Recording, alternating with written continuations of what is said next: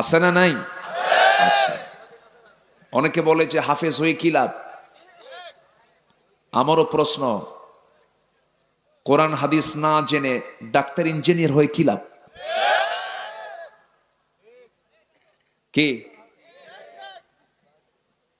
ওরা বলছে কোরআন হাদিস জেনে লাভ কি?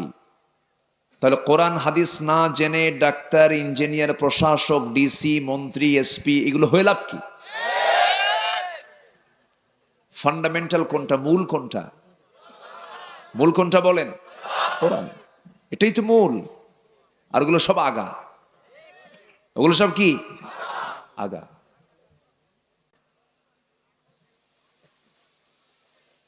أحب إليكم من الله ورسوله وجهاد في سبيله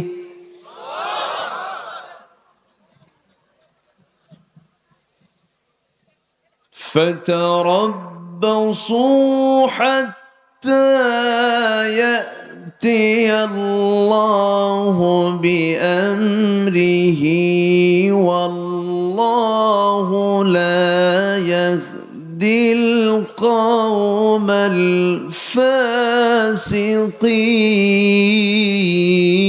الفاسقين.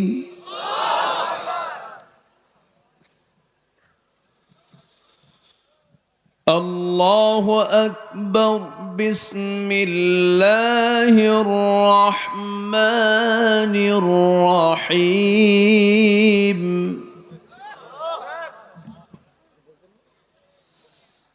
إن الله وملائكته يصلون على النبي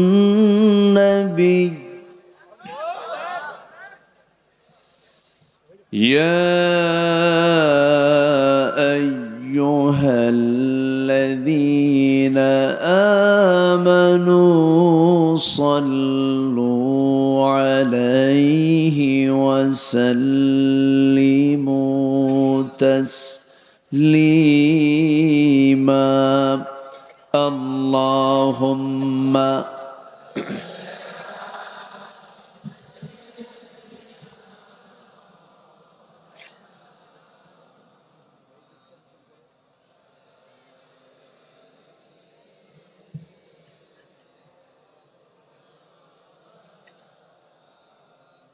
একটু মহব্বত দিয়ে নবীর প্রেমে মাতোয়ারা হয়ে জবান খুলে উচ্চ আওয়াজে সবাই বলুন আল্লাহুম্মা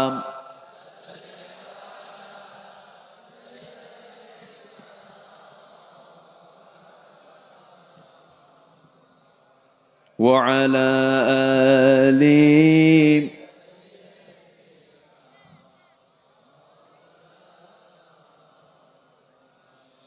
জীবনে কখনো তুমি মিথ্যা বলনি, তাই তো তোমায় পেতে কাঁদে ধরণী, কাঁদে ধরণী।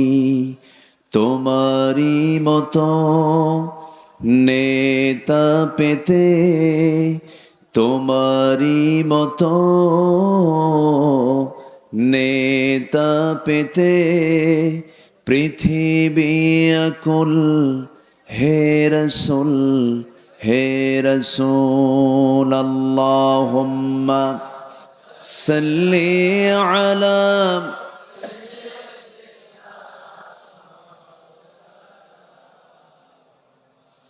ওয়া আলা আলি সাইয়্যিদিনা। সবাই বলুন বালাগাল উলা বিকামালিহি কাশাফাত তুজা বিজামালিহি হাসুনাত জামিউ খিসালিহি সাল্লু سورة يوسف بداري حكمة لقمان ما قاری قرآن باری یہ دل سادمان ما بلغ العلا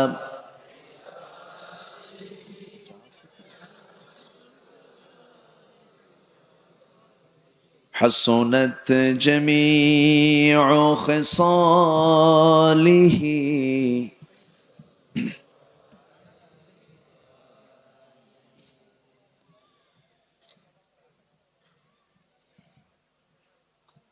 কুষ্টিয়া অঞ্চলের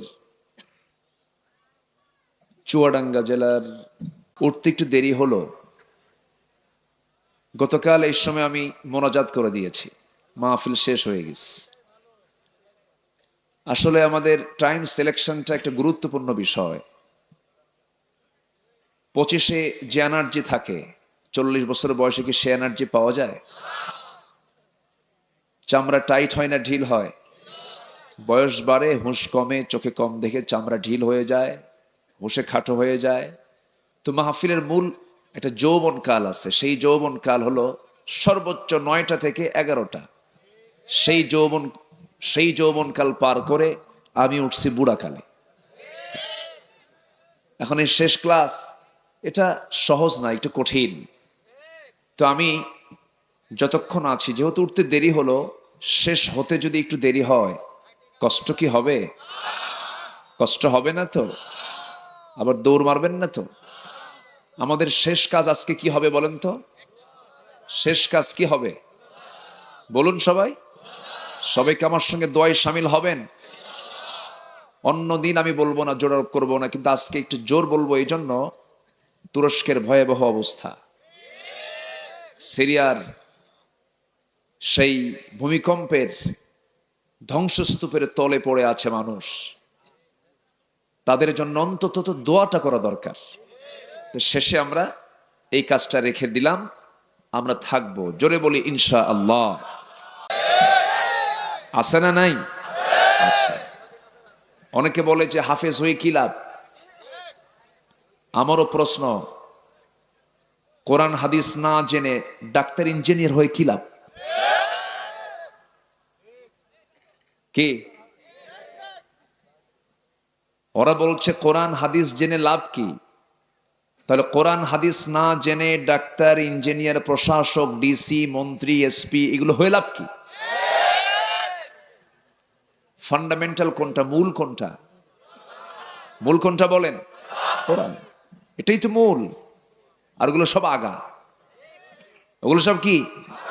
আগা। মূল দরকার না আগা দরকার? আগে আগে মূলটা দরকার। সম্মানিত উপস্থিতি, কবি কবিতা পাবে, এর মধ্যে আছে না?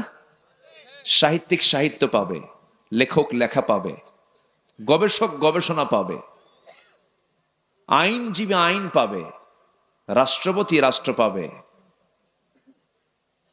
তারপরে বিজ্ঞানী বিজ্ঞান পাবে, রাজনীতিবিদ রাজনীতি পাবে, সমাজসেবক সমাজসেবা পাবে, ব্যবসায়ী ব্যবসা পাবে, চিকিৎসক চিকিৎসা পাবে। এটা এমন কিতাব, সুবহানাল্লাহ বলবেন না? এই পৃথিবীর সমস্ত কবির কবিতা হেরে যাবে কোরআন নামক এই কিতাবের যে ছন্দ, এই ছন্দের কাছে। আলহামদুলিল্লাহ। সবাই বলেন, ইন্না আ'তাইনাকাল কাউসার ফাসাল্লি লিরাব্বিকা ওয়ানহার ইন্না শানিআকা হুয়াল আবতার। সব আয়াতের শেষে র দিয়ে শেষ হয়ে গেল। কাউসার, ওয়ানহার, কি ইন্না শানিআকা হুয়াল আবতার। সূরা ফিলে চলে যান, সব আয়াতের শেষের নাম। আলাম তারা কাইফা ফাআলা রাব্বুকা বিআসহাবিল ফিল আলাম ইয়াজআল কাইদাহুম ফি তাদলিল ওয়া আরসালা আলাইহিম তায়রান আবাবিল ترميهم بحجارة من سجيل فجعلهم كعصف مأكول। সব আয়াতের শেষে কি? লাম। আমার বন্ধুগণ, এইরকম করে আল্লাহ রাব্বুল আলামিন সব দিয়েছেন এর ভেতরে। সবাই পড়ুন, এমন একটা সূরা পড়বো এখন, গোটা কোরআন খতম দিলে যে সওয়াব হবে, এই সূরাটা 3 বার পড়লে সেই সমান সওয়াব হবে। কুল হুয়াল্লাহু আহাদ আল্লাহুস সামাদ লাম ইয়ালিদ ওয়া লাম ইউলাদ ওয়া লাম ইয়াকুল লাহু কুফুয়ান আহাদ। সব আয়াতের শেষে কি বলেন? দাল। এরকম মিল রেখে পৃথিবীর কোনো মানুষ এইরকম কোরআনের মতো কোরআন কখনো রচনা করতে পারবে না। শুধু কবিতার ছন্দ দিয়ে শেষ করে দেন নাই। সূরা ফিলটা যে আমরা পড়ি, সূরা ফিলকে রিসার্চ করে বোমা তৈরি হয়েছে, বিমান তৈরি হয়েছে। আলহামদুলিল্লাহ বলেন। পশ্চিমারা কোরআনকে রিসার্চ করে তারা বোমা তৈরি করছে, ক্ষেপণাস্ত্র তৈরি করতেছে, বিমান তৈরি করছে। আর মুসলমান কোরআনটাকে রিসার্চ করে প্রমাণ করছে গোল টুপি না লম্বা টুপি। আমাদের গবেষণা কি দেখছেন? আমাদের গবেষণা হলো তারাবির নামাজ কি করবো, 8 রাকাত পড়বো না 20 রাকাত পড়বো, ফজর নামাজ ফরজ নামাজের পরে মোনাজাত করবো কি করবো না। কি গবেষণা দেখেন। ওরা বিমান আবিষ্কার করে, আমরা কিলাকিলি করি, আমরা ঘুতাঘুতি করি। আমাদের ভেতরে অহংকার ঢুকে পড়েছে। সালাম দিলে পর্যন্ত উত্তর খুঁজে পাওয়া যায় না, এমন লোক আছে না নাই বলেন? 6 মাস আগে আমি ঢাকা এয়ারপোর্ট থেকে চট্টগ্রাম যাব, বিমানে উঠব, তো বোর্ডিং পাস করে আমি ভিতরে বসে আছি। তো বসতে গিয়ে তো বসার জায়গা পাচ্ছি না। যেখানেই যাবেন এখন পুরুষের আনাগোনা বেশি না মহিলার আনাগোনা বেশি? সব জায়গায়। তাও গায়ে কাপড় চোপড়ও নাই। এখন আধুনিকতা মানে গায়ে কাপড় চোপড় না রাখা, মানে আধুনিকতা মানে কি জানেন? গরু ছাগল হওয়া। গরু ছাগলের তো কাপড় চোপড় নাই। এই থামেন, আমার ওয়াজ করতে দেন। আধুনিকতা মানে কি জানেন? যে নায়িকা তার শরীর থেকে যত কাপড় খুলবে তাকে বলা হয় সাহসী অভিনেত্রী। কম সাহস, কাপড় খুলে ফেলে। এই হচ্ছে আজকের হালচাল। তাই বসবো কোথায়, বসার জায়গা পাচ্ছি না। আমি খুঁজতেছি টুপিওয়ালা কই, দেখি এক টুপিওয়ালা বসে আছে, আমিও টুপিওয়ালা। ভাবলাম ওখানে গিয়ে বসি, পাশে বসি, সালাম দিলাম, উত্তর নাই। মশানি আলাদা। তো উনি মনে হলো আমার টুপিটা চয়েস করে নাই, ওনার টুপির সাথে আমার টুপির মিল নাই, একটু ডিজাইনটা ভিন্ন। আমার কথা কি বুঝতেছেন আপনারা? তো আমি সালাম যখন পেলাম না, তখন বললাম, মোহতারাম, জনাব, আমি সালাম দিয়েছি, তো প্লিজ আপনার পরিচয়টা। তো উনি বলতেছে, আমি যখন কইছে পীরজাদা। ও আচ্ছা। তো আমাকে এখন উল্টা প্রশ্ন, আপনি কি করেন, আপনি কে? আমি হলাম নবীজাদা। কি কথা কি বুঝতেছেন? উনি কি জাদা আর আমি কি কইলাম? নবীজাদা। মানে কি? ও হলো পীরের ছেলে আর আমি হলাম, আমরা সবাই কার ছেলে? আমাদের বাপকে আদমের পরিচয় কি? বলেন বলেন কি? প্রথম মানুষ, প্রথম নবী, প্রথম মানুষ, প্রথম জ্ঞানী, প্রথম মানুষ, প্রথম মহামানব। আমার বাপ আদম। আমার বাপকে? আমার বাপ নবী, তার ছেলে আমি। বানি আদম, আদম সন্তান, নবী সন্তান, আমি নবীজাদা। চিৎ করে পড়ে আছে, আর কোনো উত্তর নাই। বংশগত পরিচয় দিয়ে কোনো লাভ নাই। আবু লাহাব কুরাইশ বংশের, কাম হয় নাই। ঠিক কিনা বলেন? আবু জেল কোথায়? কোন বংশের? আছে কই? আবু লাহাব নবীর চেহারার সঙ্গে মিল ছিল আবু লাহাবের। আবু লাহাবের চেহারা আর নবীর চেহারা চাচা ভাতিজা। তো চাচা ভাতিজা মিল থাকে না? একটু মিল ছিল। মিল হয়ে লাভ কি? কোন লাভ আছে নাকি? সূরার মধ্যে কি তার রহমতের দোয়া না গজবের দোয়া? বংশ দিয়ে কি করবেন? বংশ দিয়ে কোনো লাভ নাই।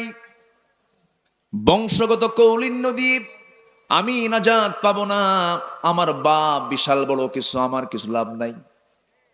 আমার বাপ যত বড়ই হোক না কেন আমাকে ভালো হতে হবে, কারণ লাহা মা কাসাবাত ওয়ালাকুম মা কাসাবতুম, সে যা অর্জন করেছে তার, তুমি যা অর্জন করেছো তোমার। আমার বন্ধুগণ, তাই যদি হতো নবীর ছেলে কেনান, নূহ আলাইহিস সালাতু ওয়াস সালাম নবীর ছেলে, কিন্তু কেনান ছিল ইন্নাহু লাইসা মিন আহলিক, সে তোমার কেউ না। ঈমান আছে, মূল্য আছে, ঈমান নাই, মূল্য নাই। ইব্রাহিম আলাইহিস সালাতু ওয়াস সালাম আল্লাহর নবী ছিলেন, কিন্তু তার বাপটা ছিল মুশরিক আযর। নবীর বাপ হয়েও লাভ নাই, নবীর ছেলে হয়েও লাভ নাই, নবীর চাচা হয়েও লাভ নাই, আত্মীয় হয়ে লাভ নাই।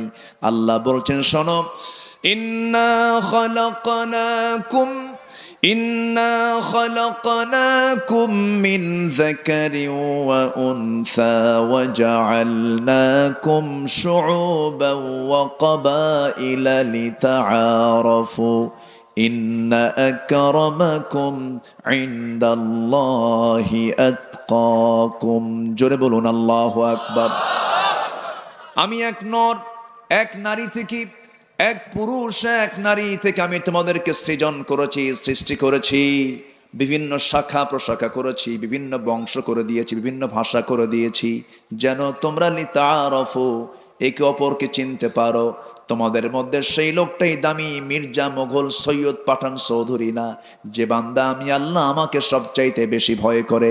জোরে বলি সুবহানাল্লাহ। আমার বন্ধুগণ, সবার আগে আল্লাহকে খুঁজে বের করতে হবে, আল্লাহকে আগে চিনে নিতে হবে, আল্লাহর সঙ্গে সম্পর্ক বাড়াতে হবে। আমি যে আয়াত থেকে আজকে তেলাওয়াত দিয়ে শুরু করেছি, আয়াতের দিকে আস্তে আস্তে চলে যাচ্ছি। এই আয়াতের ভিতরে আল্লাহ রাব্বুল আলামিন ভালোবাসার কথা বলেছেন। আজকে হলো 11, কালকে হলো 12, তারপরের দিন 13, এরপরের দিন কি? ভালোবাসা। আমি আজকে সাবজেক্ট নিলাম ভালোবাসা। করবো, আলোচনা করব। সবাইকে শুনতে রাজি আছেন? আল্লাহ তাআলা এই আয়াতের ভিতরে আহাব্বা ইলাইকুম, ভালোবাসার আরবি হলো হুব্বুন। বলেন কি? হুব্বুন, ভালোবাসা। আমি তোমাকে ভালোবাসি, আই লাভ ইউ। এটাকে আরবিতে বলে আহিব্বুক, আমি তোমাকে ভালোবাসি। হুব্বুন মানে হলো ভালোবাসা। লা ইউমিনু আহাদুকুম হাত্তা আকুনা আহাব্বা ইলাইহি মিন ওয়ালাদিহি ওয়া ওয়ালিদিহি ওয়ান নাস আজমাইন, তোমাদের মধ্যে সেই লোক কখনো পরিপূর্ণ ঈমানদার হতে পারবে না যতক্ষণ না আমি রাসূল তার থেকে, তার বাপ মা থেকে এবং অন্য সকল লোক থেকে আমি বেশি ভালোবাসার প্রিয় না হব, বলেছেন মুহাম্মদ সাল্লাল্লাহু। আচ্ছা, এই হাদিস যারা ফলো করবে তারা কি এই দিবস পালন করবে? আসতে বলে, এই দিবস পালন করবে।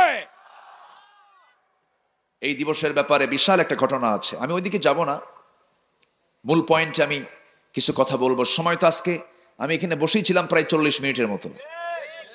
এই বছরে মনে হয় আমার এই লম্বা সময় বসে থাকা।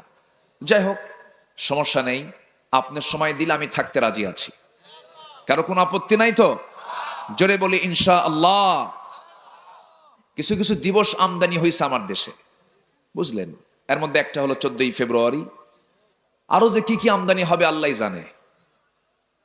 সম্মানিত ভাইয়েরা, এই সমস্ত দিবসের সাথে মুসলমানদের কোনো সম্পর্ক নাই, ঠিক কিনা বলেন? এই সমস্ত দিবসকে মানা হলো অপরাধ, শুধু অপরাধ নয়, গুনায়ে কবিরা। এই সমস্ত দিবসকে আমরা মূল্যায়ন করব না, ওর ধারে পাশেও যাব না। জোরে বলি ইনশাআল্লাহ, জোরে বলি ইনশাআল্লাহ। সম্মানিত ভাইয়েরা, আসুন, সাবজেক্ট যেহেতু দিলাম, নাম হলো ভালোবাসা। ভালোবাসাটা হবে কার জন্য একটু আমরা খুঁজে খুঁজে কোরআন থেকে বের করি। আসলেই নিছক এই দুনিয়ার যে আমাদের এই মোহাব্বত, এই ভালোবাসা, স্বামী স্ত্রীর মোহাব্বত আছে না নাই? আসতে বলে, এই আছে না নাই? এই মোহাব্বত কে দিয়েছেন? এই ভালোবাসার মধ্যে কিন্তু রহমত আছে। কি আছে? রহমত আছে। মাওয়াদ্দাতাও ওয়া রাহমা, মাওয়াদ্দাতাও ওয়া রাহমা। এখানে ভালোবাসাও আছে, রহমতও আছে।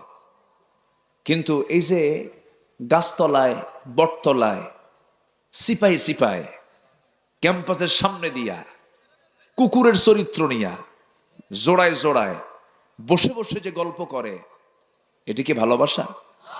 আসতে বলে, এটি কি ভালোবাসা? তাহলে এটার নাম কি? বলেন, এটার নাম কি? জেনা। এটার নাম কি বলেন? আরো জোরে বলেন, এটার নাম কি? জেনা। এটা বলবেন হয়তো বেহায়াপনা, এটা একটা আলাদা জিনিস, কিন্তু এটা সম্পূর্ণ জেনা, সম্পূর্ণ জেনা। এটা আল্লাহর কালাম এটার ব্যাপারে বলছে, ওয়ালা তাকরাবুজ জিনা, তোমরা জেনার নিকটে যেও না। জেনার নিকট মানে কি? কথা বলা, বসা, শোনা, মেসেজে, messenger, imo, WhatsApp, Line, Viber, chatting, আছে না নাই? মিস কল মারামারি আছে না নাই? খালি মিস কল মারে। কে যুবক তুমি এত মিস কল মারো কেন? হুজুর কোরআন শরীফে মিস কল আসছে, কোথায়? ফামাইয়া আমাল মিস কলা। তাও কয় ঠিক, এটাও ঠিক। এটা ঠিক হলো কেমনে? সম্মানিত ভাইয়েরা, তাহলে এগুলো কি ভালোবাসা বলে না জেনা বলে? আজকের মাহফিলের যুবকরা বেশি, যুবকদেরকে নিয়ে আমি আজকে কিছু কথা বলবো, জোরে বলি ইনশাআল্লাহ। আমার ভাইয়েরা, তাহলে জেনার ভালোবাসার মধ্যে বিশাল তফাৎ আছে। স্বামী স্ত্রীর যে মোহাব্বত, কাছে বসা, গল্প করা, হাসি দেওয়া, মুস্কি হাসি মারা, এটা হলো ভালোবাসা, এটা হচ্ছে মোহাব্বত। কিন্তু প্রেমিক প্রেমিকার পরিচয় দিয়া যারা কুকুরের মতো গাছের গোড়ায় গোড়ায় যারা বসে বসে গল্প করে, এটা কি ভালোবাসা না জেনা? বলেন কি এটা? জেনা। এটাকে ভালোবাসা বলে না। ভালোবাসা তো পবিত্র নাম। ভালোবাসা কাকে বলে, কি কাকে বলে, কত প্রকার, সব আমার নবীজি প্র্যাকটিক্যাল লাইফে তা দেখিয়ে দিয়েছেন। আম্মা জান আয়েশা সিদ্দিকার জীবনীতে অনেক কিছু তিনি বলেছেন। খাদিজা রাদিয়াল্লাহু তাআলা আনহাও বলেছেন ভালোবাসা কাকে বলে, মুহাব্বতটা কাকে বলে। আমার নবী শুধু নবী ছিলেন না, শুধু আমার নবীজি শুধু এই দুনিয়াতে এসেছেন, শুধু আল্লাহর জমিনে দিন কায়েম তো ঠিকই করবেন, দিন কায়েমের সংগ্রাম তো ঠিকই করেছেন, কিন্তু আমার নবী শুধু নবী ছিলেন না, পারিবারিক জীবনে একজন আদর্শ সফল স্বামীও ছিলেন। বউকে কেমন করে ভালোবাসতে হয় তাও তিনি বলে দিয়েছেন, তার মুখ থেকে তিনি বলে দিয়েছেন, ও আমার স্ত্রীরা, রাতের বেলা আমি যে আচরণটা তোমাদের সাথে করি, আমার সাহাবীরা দিনের বেলা যে আচরণটা তোমাদের সাথে করি, আমার রাতের দিনের 24 ঘন্টার সমস্ত কর্মকাণ্ড মানুষকে তোমরা বলে দাও। জোরে বলেন সুবহানাল্লাহ। পৃথিবীতে এমন নেতা আছে বলতে পারবে রাতের আধারে কি করে, আকাম গুকাম গুলো বলে দাও, সব বলতে পারবে? আমার নবীজি সব বলে দিতে বলেছেন। আম্মা জান আয়েশা বলেন, রাসূল আমাকে এত পরিমাণ ভালোবাসতেন, আমি রাসূলকে আগে সালাম দিতে পারি নাই। আমি রাসূলকে আগে সালাম দিতে গেলে রাসূল আমাকে কখন সালাম দিতেন আমি টেরই পেতাম না। স্বামী হয়ে বউকে আগে সালাম দেওয়া সুন্নাত। জোরে বলেন সুবহানাল্লাহ। আম্মা জান আয়েশা বলেন, রাসূলকে আমি সালাম দিতে পারি নাই। অনেক সাহাবীরাও রাসূলকে আগে সালাম দিতে পারে নাই।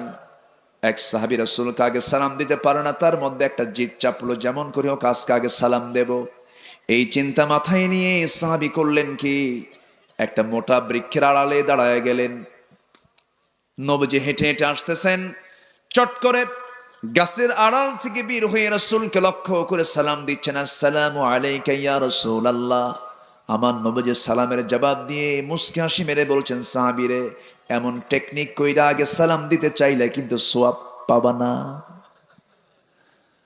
সওয়াব পেতে হলে সামনে আসো। একটা বিষয় মাথায় খেয়াল রাখবেন সব সময়ের জন্য, যে ব্যক্তি আগে সব সময় যে ব্যক্তি আগে সালাম দিবে তার কিন্তু অহংকার থাকে না। এই জন্য আমরা আগে সালাম দেব না সালাম নেব? বলেন বলেন বলেন, সালাম দেব না নেব? সালাম দেওয়ার ক্ষেত্রে বড় ছোট কোনো বিষয় নয়, কারণ এখানে সওয়াবের বিষয়। আগে সালাম দিবেন, সওয়াবটা বেশি পেয়ে যাবেন। ও আমারে সালাম দিল না, এরকম মোশনে থাকে না অনেকে, থাকে কিনা বলেন? শিক্ষক হোক, ছাত্র হোক, যেটাই হোক না কেন, যে আগে সালামটা দেবে সে হচ্ছে অহংকার মুক্ত। রাসূল আগে সালাম দিতেন, সাহাবে কেরাম রাসূলকে আগে সালাম দিতে পারতেন না, বাড়ির বউটা পর্যন্ত পারতেন না। আম্মা জান আয়েশা বলেন, আমি রাসূলকে দুধ খাওয়ানোর জন্য গ্লাস ভরে উঠের দুধ নিয়ে যেতাম, নবীর সামনে বলতাম, হুজুর আপনি দুধটা পান করেন। আমার নবীজি মুস্কি হাসি মেরে বলতেন, আয়েশা সারা জীবন আমার তবিয়ত হলো আমি কখনো আগে খাই না, আগে খাওয়াই। যেরকম সুবহানাল্লাহ। এমন নেতা ছিলেন তিনি আগে খাওয়াইছেন, আর আজকের নেতাগুলো আগে খায় না খাওয়ায়। এই আস্তে কথা আছে তো। এমন খাওয়া খাইছে, নিচে তো খাইয়া পেট ভরেই নাই, আরো কিছু জমা করে বিগত কয়েক বছরে 14 থেকে 16 লক্ষ কোটি টাকা দেশ থেকে পাচার করেছে, ঠিক কিনা? শেষ পর্যন্ত জাতির শ্রেষ্ঠ সন্তান মুক্তিযোদ্ধা যারা যারা দেশের জন্য রক্ত দিয়েছেন, অঙ্গহানি হয়েছেন, সেই জাতির শ্রেষ্ঠ সন্তান মুক্তিযোদ্ধা, তাদের নাম করে 2000 মুক্তিযোদ্ধা যাদের বয়স 52 বছর, তারা মুক্তিযোদ্ধার ভাতাও নিয়েছে। তারা বয়স 52 বছর, দেশ স্বাধীন হলো 52 বছর, ভাতা নিল, যুদ্ধ করলো কোন দিন? কথা কব, বলবো কথা, বলবো কথা। সব নাকি দোষ হুজুররাই করছে। সম্মানিত ভাইয়েরা, সম্মানিত বন্ধুগণ, এই দেশে সবই ছিল, সবই আছে, কোনো সংকট এই দেশে নেই। এই দেশের মাটিতে কি হয় না? এখানে বরফ কল আছে। এই বরফ কল দিয়ে কি করে জানেন? এই এলাকার ধনেপাতা, হ্যাঁ, ধনেপাতা ফ্রিজ করে পাঠায় দেয় ঢাকায়। এই দেশের মাটি সোনার চেয়েও খাঁটি। এই দেশের মাটির মতো পৃথিবীতে কোনো মাটি নাই। সোনাও এত দামি না। এই দেশে তেলের খনি আছে, গ্যাসের খনি আছে, স্বর্ণের খনি আছে, কয়লার খনি আছে, কিন্তু সবচেয়ে বড় খনি, এটাকে বন্ধ করা যাচ্ছে না, সেটা হলো চোরের খনি আছে। আছে না নাই? আমার দেশে যে যত মেরে খেতে পারে তাকে বড় যোগ্যতাপূর্ণ বলা হয়। খুব যোগ্যতা, মেরে খেতে পারে, হ্যাঁ, খুব চালাক, তো চালাক অফিসার। এই জন্য এই দেশের স্বাধীনতার স্থপতি বঙ্গবন্ধু শেখ মুজিবুর রহমান, তিনি আফসোস করে, দেশ স্বাধীনের পরে তিনি আফসোস করে বলেছিলেন, মানুষ দেশ স্বাধীন করে পায় তেলের খনি, গ্যাসের খনি, স্বর্ণের খনি, আমি পাইছি চোরের খনি। আমার ডানে চোর, বামে চোর, সামনে চোর, পিছনে চোর। সেই চোররা কি নাই? আসতে বলবেন না, আছে না নাই? এই চুরি থাকতো না যদি যদি নামাজ থাকতো, ঠিক কিনা বলেন? যদি সঠিকভাবে নামাজ যদি সমাজে চালু থাকতো, এই চুরি থাকতো না। যে নামাজ চোর হয়, যে নামাজ পড়ে না, তার চেয়ে বড় চোর আছে? তো চুরি তো করবেই সে। আমার দেশে মানুষ বেশি না নেতা বেশি? ভালো করে বলবেন। মানুষ বেশি না নেতা বেশি? কর্মী বেশি না নেতা বেশি? নেতাই বেশি। কেউ কি কয় আমি কর্মী? সব নেতা। নেতা তো মঞ্চ উঠবি সবাই, মঞ্চ ছোট, সব নেতা উঠছে ভাঙছে। কি ঠিক না? মসজিদে যান, মেম্বারে কয়জন? মেম্বার ভাঙ্গে, সেখানে কোনো হাউমাউ আছে? খাই খাই আছে? চিৎকার আছে? সেখানে কোনো গন্ডগোল আছে? আপনি 1000 কোটি টাকার মালিক হন, ইমাম সাহেব নামাজে দাঁড়াইছেন, উনি রুকুতে গেছেন, আপনার টাইম নাই, হয়তো ভাবতেছেন তুই রুকু, আমি সেজদা দিলাম, নামাজ হবে? নামাজ হবে? হবে না। নামাজ থেকে শিক্ষা নিতে হবে। যেই জায়গায় গেলে নামাজ থাকে না, যে দল করতে গেলে নামাজ পড়া লাগে না, যে দলের নেতৃত্বে নামাজের কোনো আহ্বান নাই, যে নেতা নামাজ না পড়ে আপনার কাছে এসে কিছু বলতে চায়, ওই নেতার মুখে জুতা মারবেন, ঠিক কিনা? যদি মুসলমান হয়, মুসলমান পরিচয় যদি দেয়, নামাজ পড়ে না, ওই নেতার কোনো মূল্য আমার কাছে নাই। কারণ ওকে নেতা মনে করলে আমার আখিরাত শেষ হয়ে যাবে। আখিরাত কি হবে? শেষ হয়ে যাবে। আসেন, লাইনে আসেন। ভালোবাসতে হবে কারে? আপনি ভালোবাসেন কারে? মোহাব্বত করতে হবে কাকে? আর আমরা মোহাব্বত করি কাকে? দিন শেষে কেউ তা আপন না। মনে হয় বাড়িতে যাব, বউ বাচ্চাকে দেখলে আমার চিত্ত ভরে যাবে, মনটা তৃপ্ত হবে। না না, এটা ক্ষণিকের জন্য এই তৃপ্তিটা আসে, কিন্তু মরে যাব আজকে, আমাকে আর বাড়ির মধ্যে তুলবে। করলাম কত বিজনেস করলাম, বাণিজ্য করলাম, সুইস ব্যাংকে টাকা রেখে দিয়া সব কিছু ব্যাংক ব্যালেন্স করে ব্যবসা বাণিজ্য করে ইন্ডাস্ট্রিজ করে সব কিছু সম্পূর্ণ করা হলো, কিন্তু আমি যখন মরে যাব পৃথিবীর কেউ আমার জন্য কেউ কিছু করতে পারবে না।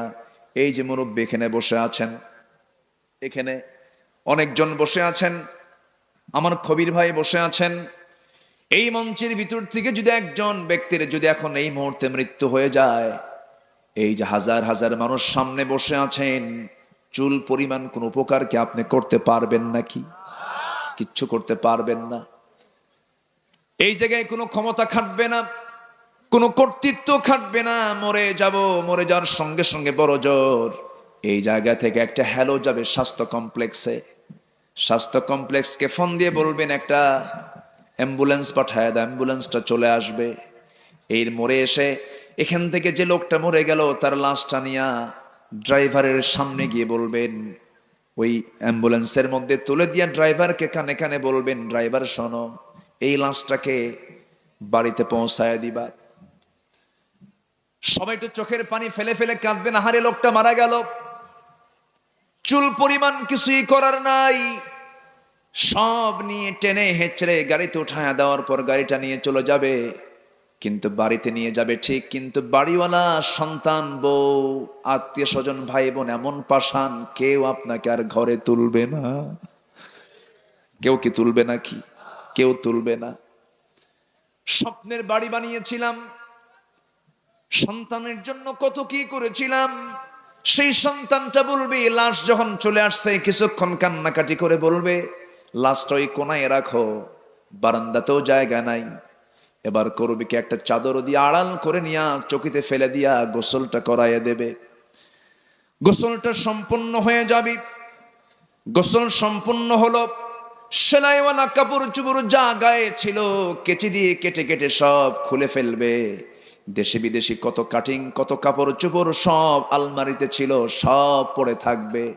বাজারে চলে যাবে সরোজগঞ্জের, একটা কাফনের কাপড় কিনে আনবে, দুইটা ভাগ করবে, টান দিয়ে ছিঁড়ে ফেলবে, সেলাই চলবে না। মাথায় একটা বাঁধন দেবে, পায়ে একটা বাঁধন দেবে, খাটনিতে চড়াইয়া দিবি। মসজিদে মসজিদে এলান হয়ে যাবে, লোকজন হাজির হয়ে যাবে, জানাজা শুরু হয়ে যাবে। জানাজা সম্পূর্ণ হয়ে যাওয়ার পর ওই জামার লাশটা নিয়ে টেনে টেনে সবাই কবরের দিকে নিয়ে চলে যাবে। দেরি করলেই সন্তান পর্যন্ত বলবে, দেরি কইরো না, লাশ পচে যাবে, গলে যাবে, ফুলে যাবে। কেউ দেরি করবে না।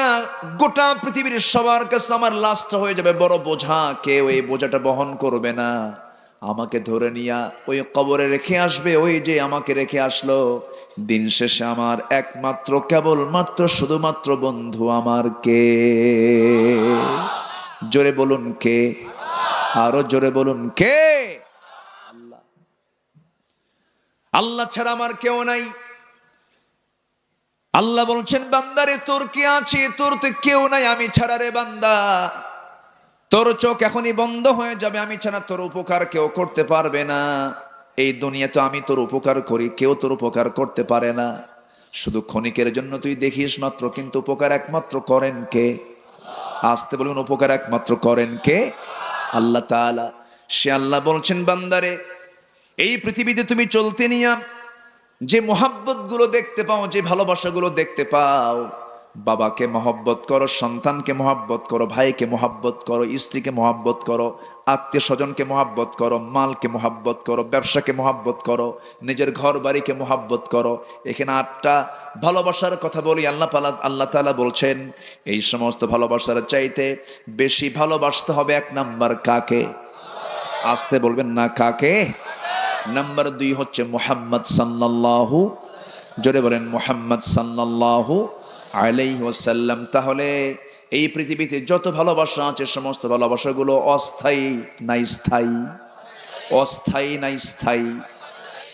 যে মেয়েটাকে আপনি ভালোবাসলেন, নোংরামি করলেন, গুনাহগার হয়ে গেলেন, বিয়ে শাদী হয়ে গেল, বিয়েটা হয়ে গেল, স্বামী স্ত্রীর সম্পর্ক হলো, ভালো কথা। যে স্ত্রীকে আপনি এত মহব্বত করে ঘরে আনলেন, হঠাৎ করে আপনি সরোজগঞ্জ থেকে ডাক বাংলার মোড়ে যেতে নিয়ে হুন্ডা অ্যাক্সিডেন্ট করে মারা গেলেন। বউটার সঙ্গে আপনার সম্পর্ক হয়েছে মাত্র 2 বছর, একটা সন্তান হয়েছে, সন্তানটার বয়স 1 বছর, আপনি হঠাৎ করে রোড অ্যাক্সিডেন্টে মারা গেলেন। বউটার কানে সংবাদ চলে গেল, বউ আর কি করবি, শোনা মাত্রই সেন্সলেস হয়ে গেল কিছুক্ষণের জন্য।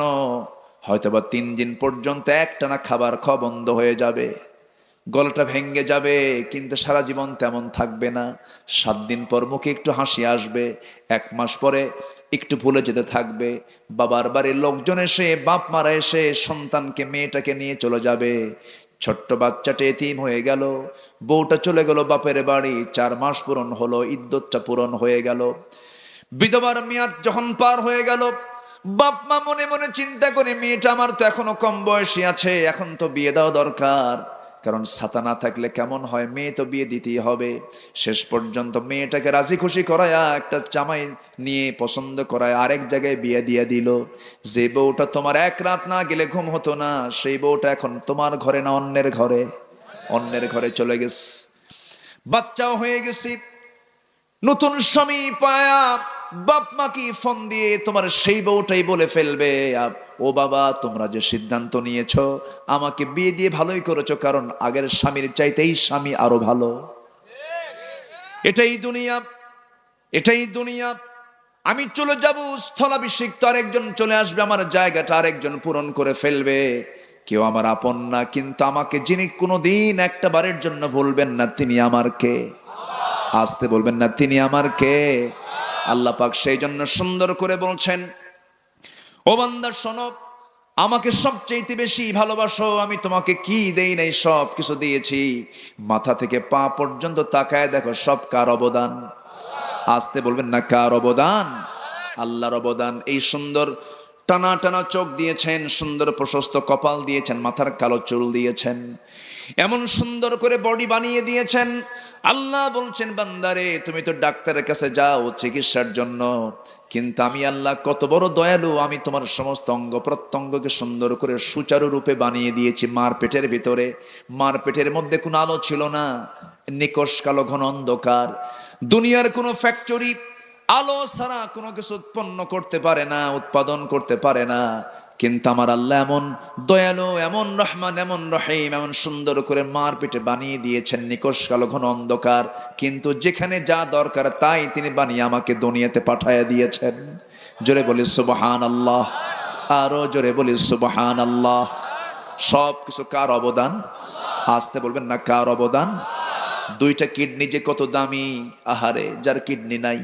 মালয়েশিয়াতে আমার এক বন্ধু আছে, মালয়েশিয়াতে গেলাম, বন্ধুটার হাতটা চেপে ধরে দেখি হাতের মধ্যে একটা মেশিন লাগানো, চামড়ার নিচে মেশিন চলতেছে। বললাম, বন্ধু চামড়ার নিচে মেশিন, এটা কেন, কি হয়েছে? বলতেছে, বন্ধু আল্লাহ তাআলা কোটি টাকার মালিক বানিয়ে দিয়েছেন, কিন্তু আমার কিডনি 2টা নাই রে বন্ধু, কিডনি 2টাই চলে গেছে, এখানে মেশিন লাগানো কেন?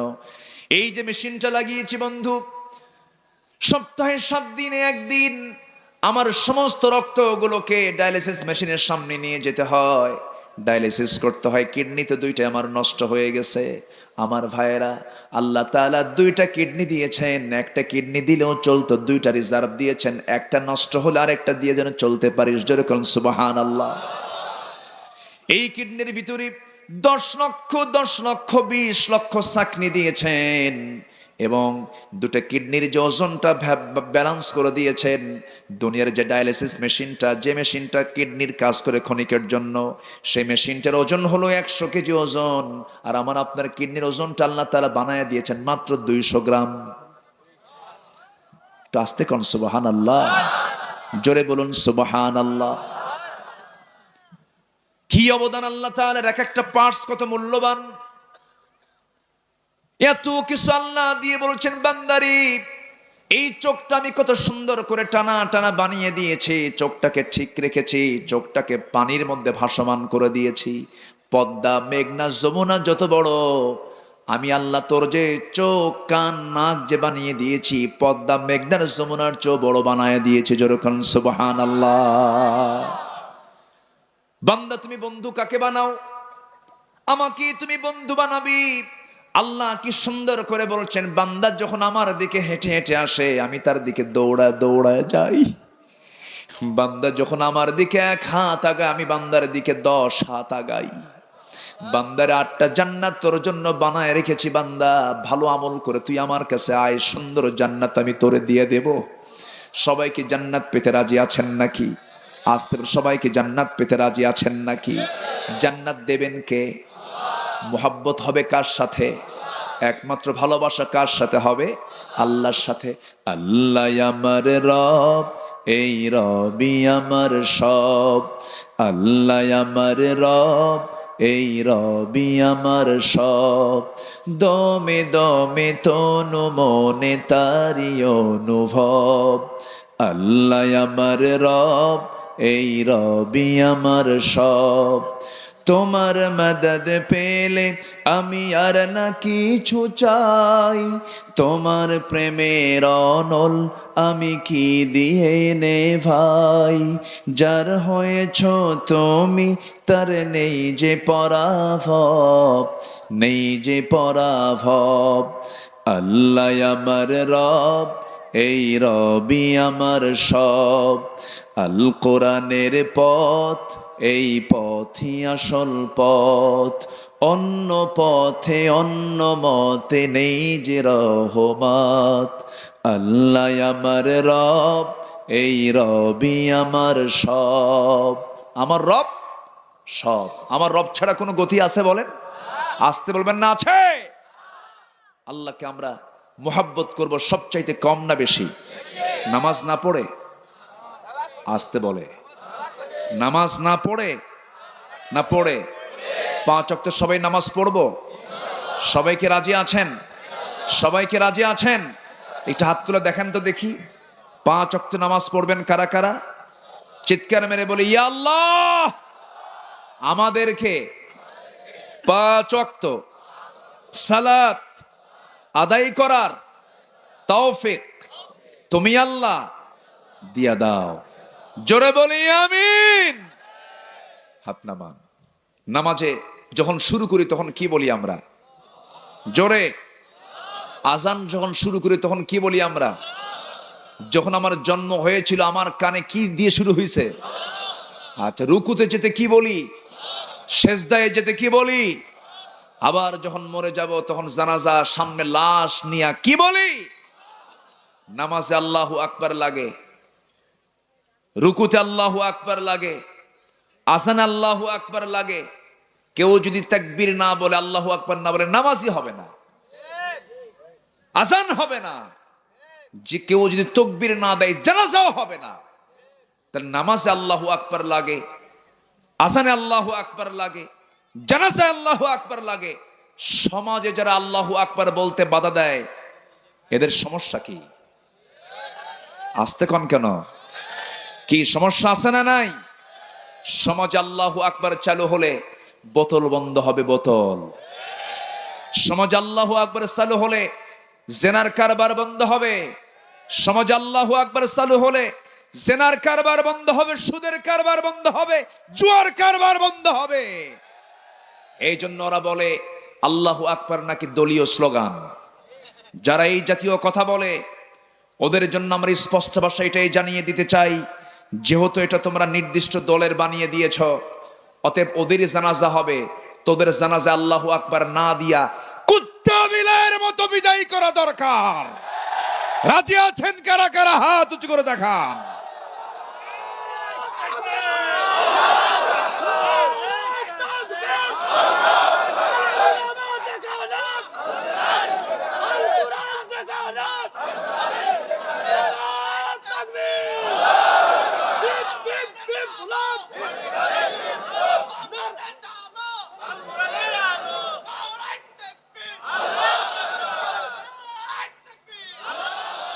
আল্লাহ কবুল করুন, জোরে বলি আমিন। মুসলমানদের অস্ত্র হল আল্লাহু আকবার, ঠিক কিনা? যে দলে আল্লাহু আকবার নাই, যারা আল্লাহর নামকে অবহেলা করে রাখতে চায়, যারা আল্লাহর নাম নিতে লজ্জা পায়, ওদের মধ্যে আল্লাহর ভালোবাসা নাই, শয়তানের ভালোবাসা আছে ওদের ভিতরে। আমরা সবার আগে দেখতে চাই কার মোহাব্বত। আজ তুলুন, কার মোহাব্বত? আল্লাহর মোহাব্বত ছাড়া আমাদের দিলের মধ্যে আর কোনো মোহাব্বত আমরা স্থায়ী করতে পারবো না। কারণ আমার একমাত্র কেবলমাত্র বন্ধুকে, আসতে বলবেন না, কে? আল্লাহ তাআলা। আমার ভাইয়েরা, এই যে আল্লাহ তাআলা 8টা ভালোবাসার কথা বলেছেন, 1 নম্বর পিতার প্রসঙ্গ টেনেছেন। পিতার চাইতে আমি আল্লাহ আমাকে বেশি ভালোবাসো, স্ত্রীর চাইতে বেশি ভালোবাসো, সন্তানের চাইতে বেশি ভালোবাসো, মালের চাইতে বেশি ভালোবাসো, এই সকল জিনিসের চাইতে আমাকে বেশি ভালোবাসতে হবে। সাহাবায়ে কেরাম তা দেখিয়ে দিয়েছেন। বদর যুদ্ধের দিকে তাকান। বদর যুদ্ধের দিন এমন একটা যুদ্ধের ময়দান, এটা এই যুদ্ধের ময়দান ছিল হলো ভাই ভাই যুদ্ধ, বাপ বেটা যুদ্ধ, জামাই শ্বশুর যুদ্ধ, একই বংশের ভিতরে যুদ্ধ। এই যুদ্ধটা অনেক কঠিন ছিল। রাসূল যখন শুনতে পেলেন মক্কার কুরাইশরা 450 মাইল অতিক্রম করে লোহিত সাগর পাশ দিয়ে ঘেঁষে ঘেঁষে তারা মক্কা থেকে বদর প্রান্তর পর্যন্ত চলে এসেছে। নবীর কানে যখন সংবাদ চলে এলো, সাহাবায়ে কেরামকে বললেন, সাহাবীরা রোজা তো রাখলাম আমরা 16টা, কিন্তু কুরাইশরা তো আমাদের দিনকে নিভিয়ে দেওয়ার জন্য বদর প্রান্তর পর্যন্ত চলে এসেছে, এখান থেকে 80 মাইল দূরে। তোমরা কে কে যাবে বদর প্রান্তরে?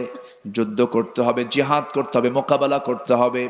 সঙ্গে সঙ্গে সাহাবীরা বলছেন, ইয়া রাসূলুল্লাহ, আপনি আমাদেরকে হুকুম দেওয়া মাত্রই আমরা প্রস্তুতি নিয়ে ফেলবো। হুজুর, রোজাও রাখবো, যুদ্ধও করবো। রাসূল বললেন, না, যুদ্ধের জন্য শক্তির প্রয়োজন। রোজা ভেঙ্গে যুদ্ধে যাব যেন বাতিলকে মোকাবেলা করতে পারি। জোরে কোন আল্লাহু আকবার। আমার ভাইয়েরা, আমার নবীজি এই কথা বলার সঙ্গে সঙ্গে সাহাবীরা প্রস্তুতি নিয়ে নিলেন এবং রাসূল এই কথাও বললেন, শোনো, যুদ্ধের ময়দানে কিন্তু বাবার সঙ্গে দেখা হবে, ভাইয়ের সঙ্গে দেখা হবে, এরপরে আত্মীয় স্বজনদের সঙ্গে দেখা হবে, বন্ধু বান্ধবদের সঙ্গে দেখা হবে।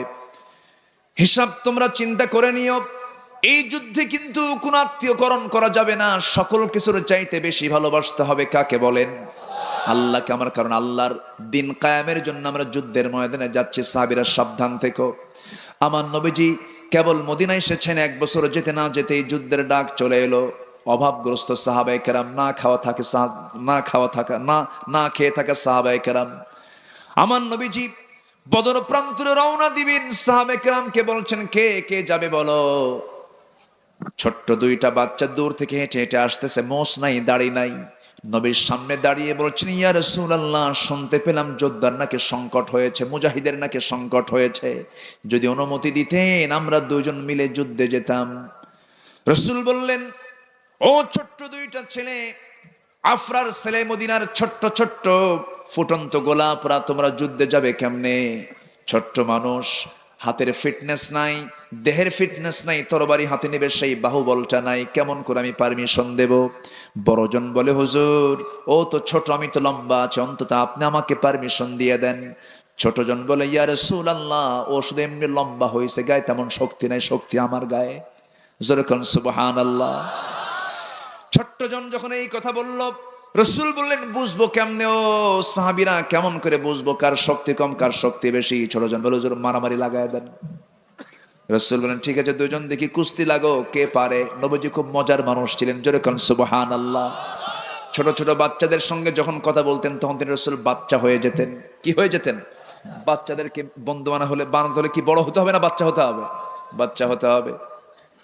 রাসূল মিশে যেতেন।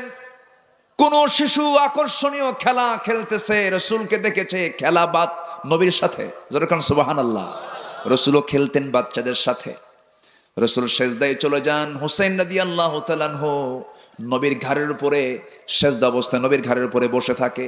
রাসূল নড়েন না, চড়েন না, যতক্ষণ পর্যন্ত হুসাইন না ওঠে আমার নবীজি ওই জায়গায় থাকেন, সেজদার মধ্যে থাকেন, তসবিহ পড়েন। একদিন এত লম্বা সময় থাকলেন, যখন উঠে দাঁড়ালেন হুসাইন, সঙ্গে সঙ্গে রাসূল উঠে দাঁড়ায় আসসালাম ফিরে বলছেন, হুসাইন আজকে তুমি আমার খুব উপকার করেছো। কেন? তুমি আজকে যতক্ষণ বসেছিলা আমার তসবির পরিমাণটাও বেশি হয়ে গেছে। যেরকম সুবহানাল্লাহ। নবীজি বাচ্চাদেরকে কখনো ধমক দিয়েছেন এমন কোন হাদিস নাই। কোন বাচ্চাকে রাসূল কখনো ধমকের সুরে কথা বলেন নাই। আমার নবীজি হোসেনকে খুব ভালোবাসতেন। মসজিদে নববীর ভিতরে হোসেনকে নিয়ে প্রায় গল্প করতেন। একদিন গল্প করতেছেন, কোন সাহাবী তার সামনে হোসেনকে নিয়ে একা একই গল্প করছিলেন। আম্মা জান আয়েশা মাঝে মাঝে বলতেন, রাসূল আমাকে যতটুকু সময় দিতেন আমার যে মনে হয় রাসূল হোসেনকে বেশি সময় দিতেন। ছোট্ট বাচ্চা হোসেনকে কোলের মধ্যে নিয়ে গল্প করতে করতে বলছে, ও নানা আমি তোমাকে একটা আজকে প্রশ্ন করব। কি প্রশ্ন নানা? এই যে একটা লোক আমার সামনে দিয়ে হেঁটে হেঁটে আসতেছে, তুমি কি তাকে চিনো নাকি? বাবে জিবরিল দিয়ে ওই সময় জিবরিল আমিন আসতেছেন, নবীর সামনে এসে বসলেন। বসার সঙ্গে সঙ্গে রাসূল তার সঙ্গে অন্য কোনো কথা না বলে হুসাইনের সঙ্গে কথা বলছেন। বাচ্চাদেরকে রাসূল কি পরিমাণ মোহাব্বত করতেন। বলছেন, নানা যে লোকটা এসে বসলো তুমি তাকে চিনো নাকি? না না, এই লোকটাকে মাঝে মাঝে আমি আসতে দেখি তোমার দরবারে, কিন্তু সব সাহাবীর আসার ধরনটা ভিন্ন ধরনের। এই লোকটা কেমন করে যেন আসে, চট করে আসে, চট করে চলে যায়, কিন্তু পোশাকগুলো খুব সুন্দর, চেহারা খুব সুন্দর, কালো কালো কেশ। এত সুন্দর চেহারার কোনো লোক তোমার সাহাবেদের মধ্যে নাই। তবে এই লোকটাকে কেমন যেন মনে হয় একটু কৃপণ কৃপণ ভাব। কেন? কোন সাহাবী তোমার দরবারে আসলে কেউ খালি হাতে আসে না, এই লোকটা মাঝে মাঝে তোমার কাছে আসে খালি হাতে আসে, একটু কৃপণ মনে হয়। আমার নবীজি মুস্কি মুস্কি হাসি মেরে জিব্রাইলকে চোখের ভাষায় বুঝায় দিচ্ছেন, জিব্রাইল আমার নাতি কিন্তু একটা জিনিস, আমার নাতি আমি মাঝে মাঝে হেরে যাই, আমি মাঝে মাঝে পারি না। আজকে আমার নাতির কবলে যে পড়ে গেছো, কি যে হবে আল্লাহই জানে। আল্লাহ তাআলা বলছেন, জিব্রাইল তোমার পকেটের মধ্যে হাত দিয়ে দেখো, জান্নাতের আঙ্গুরের ছড়া ঢুকিয়ে দেওয়া হয়েছে। পকেট থেকে জান্নাতের আঙ্গুরের ছড়া বের করলেন জিবরিল আমিন, সামনে ঝুলায় রাখলেন। রাসূল বলছেন, ও না না, কে বলেছে তোমার কৃপণ সাহাবী দেখো কত সুন্দর টস টস আঙ্গুর এনেছে। এবার হুসাইন বলছেন, না না, এতক্ষণ ভাবছিলাম সাধারণ কৃপণ, এখন দেখি মারাত্মক কৃপণ। কেন? পকেট আঙ্গুর থুই আঙ্গুর বের করে না। সুবহানাল্লাহ বলবেন না? আমার নবীজি মুস্কি মুস্কি হাসি দিলেন। আমার নবীজি এরকম করে হোসাইনকে ঘন্টার পরে ঘন্টা সময় দিতেন। সাহাবায়ে কেরামকে আমার নবীজি সবাইকে এক জায়গায় করে মসজিদ নববীর ভিতরে তিনি ওয়াজ করছেন, দর্শ দিচ্ছেন, হাদিস বর্ণনা করছেন। এমন সময় দরজার সামনে দাঁড়ায়া হোসাইন একজন সাহাবীকে ডাক দিয়ে বলছেন, ও চাচা দরজা খুলে দাও, আমি নানার সঙ্গে দেখা করব। সেই সাহাবী বলছেন, না তুমি এখন যেতে পারবে না, কারণ তুমি গেলে রাসূল ওয়াজ বাদ দেয়, তুমি গেলে রাসূল সমস্ত কাজ বাদ দিয়ে দেয়, এখন তুমি যেতে পারবে না। সঙ্গে সঙ্গে হোসেন বলছো, ও চাচা তোমরা যে নবীর কথা বসে বসে শোনো, আমি তার নাতি হই, আমার কি কোনো দাম নাই নাকি? আমার কি কোনো ইজ্জত নাই নাকি? তোমরা যে নবীর কথা বসে বসে শোনো, সেই নবীর চাইতে আমি হোসেন হাজার গুণে বড়। রাস্তা ছাড়। রাস্তা ক্লিয়ার করে নিলেন, ভিতরে ঢুকে গেলেন। নবীর সামনে গিয়ে আস্তে করে দাঁড়ায় আছেন, কোনো হাসি নাই, মনটা মরা। রাসূল বলছেন, নানা রে তোমার মুখটা কেমন যেন মনে হচ্ছে, মনে তোমাকে কেউ কিছু বলছে মনে হয়। কি হয়েছে নানা বলো তো? কে নানা, আমার কি কোনো দাম নাই নাকি? আমার কি কোনো ইজ্জত নাই নাকি? আমি তোমার কাছে আসতে চাই, তোমার সাহাবীরা আমার জন্য দরজা লাগায় দেয়, কিন্তু আমি তোমার নাতি, কিন্তু আজকে আমি তোমাকে কিছু প্রশ্ন করব। নানা নানা তুমি বলো তো, তুমি বড় না আমি বড়? রাসূল বলছে, আমি তো বড় হব, আমি তোমার নানা হই, তুমি আমার ছোট হবে, বয়সও ছোট, সবকিছুতেই ছোট। এবার হোসেন বলছে, নানা বুঝতে পারো না, আমি তোমাকে আজকে বুঝাই দেব আমি তোমার চাইতে বড়। রাসূল বলছেন, কেমন করে বড়? উত্তর দেব, তবে শর্ত হলো সব সাহাবীকে ডাক দাও, একটু বুঝাই দেই। সব সাহাবীকে ডাকলেন। এবার রাসূল বলছেন, নানা কি প্রশ্ন করবে বলো? এবার হোসেন বলছে, নানা সময় বেশি নাই, মাত্র 3টা প্রশ্ন করি আমি চলে যাব। কিন্তু নানা আমি যে তোমার সঙ্গে গল্প করি, গল্পের সময় আমি তোমার কোন জায়গায় বসে বসে গল্প করি? রাসূল বলছেন, আমার বুক। এবার বলছেন, নানা তুমি শুয়ে পড়ো। শুয়ে পড়লেন রাসূল, লাফ মেরে গিয়ে নবীর বুকের উপরে বসছেন হোসেন রাদিয়াল্লাহু তাআলা আনহু। সাহাবীরা আশ্চর্য হয়ে গেছে, দেখতো হোসেন কোথায় গিয়ে বসছে, নবীর বুকের উপরে বসে গেছে। এবার বলছে, নানা তোমার সব সাহাবী এখানে হাজির হয়ে গেছে, তোমাকে 1 নাম্বার প্রশ্ন করি, নানা বলো তো তোমার আব্বার নামটা কি? তোমার আব্বাটা কি? সঙ্গে সঙ্গে হোসেন এই প্রশ্ন করার সঙ্গে সঙ্গে রাসূল মুস্কি হাসি মেরে বলছে, না না, আমার বাবার নাম আব্দুল্লাহ, কোন বংশ? কুরাইশ বংশ। কোথায় তার বাড়ি? মক্কায়। ও না না, তোমার বাবার নাম আব্দুল্লাহ, কুরাইশ বংশের মানুষ। আর কোনো পরিচয় আছে নাকি? তেমন কোনো পরিচয় নাই। ও না না, আমার আব্বার পরিচয় তো তোমার ভালো করে জানা আছে। আমার বাবা শুধু কুরাইশ বংশের নয়, শুধু মক্কার বাসিন্দা নন, আমার বাবার পরিচয়টা হলো আল্লাহ তাআলা যাকে দুনিয়ার সমস্ত কাফের বেঈমানদের জন্য সিংহ করে পাঠিয়েছেন, আমার গর্বিত পিতা আলী আর তোমার পিতা আব্দুল্লাহ, দুজনকে দুই পাল্লায় দিয়ে দাও। আল্লাহর কসম করে বলি, আমার আব্বা আলীর ওজনটাই বেশি ভারী হয়ে যাবে। আমার নবীজি মুস্কি মুস্কি হাসি মারছেন আর বলছেন, না না, আর কি বলবে বলো। এবার বলছে, না না, তুমি বলো তো তোমার মার নামটা কি? রাসূল বলছেন, আমার মার নাম হলো আমেনা। বাড়ি তার কোথায়? মদিনায়। ও না না, তোমার মার নামটা আমেনা, তার বাড়ি হলো মদিনা, এতটুকুই তার পরিচয় শেষ। ও না না, তুমি কি জানো আমার নানার পরিচয়টা কি? আমার মার পরিচয়টা কি? আমার মাটা কি? আমার মা হলেন দুনিয়ার সমস্ত পরহেজগারিনী, আবেদা, সালিহা। ওই সমস্ত নারী, যে সমস্ত নারীরা জান্নাতের মেহমান হয়ে যাবে, সেই সমস্ত নারীদের সর্দারিনী খাতুনে জান্নাত মা ফাতিমা। আমার মা ফাতিমাকে এক পাল্লায় দাও, তোমার মা আমিনাকে এক পাল্লায় দিয়ে দাও। না না, আল্লাহর কসম করে বলি, আমার মার ওজনটাই বেশি ভারী হয়ে যাবে।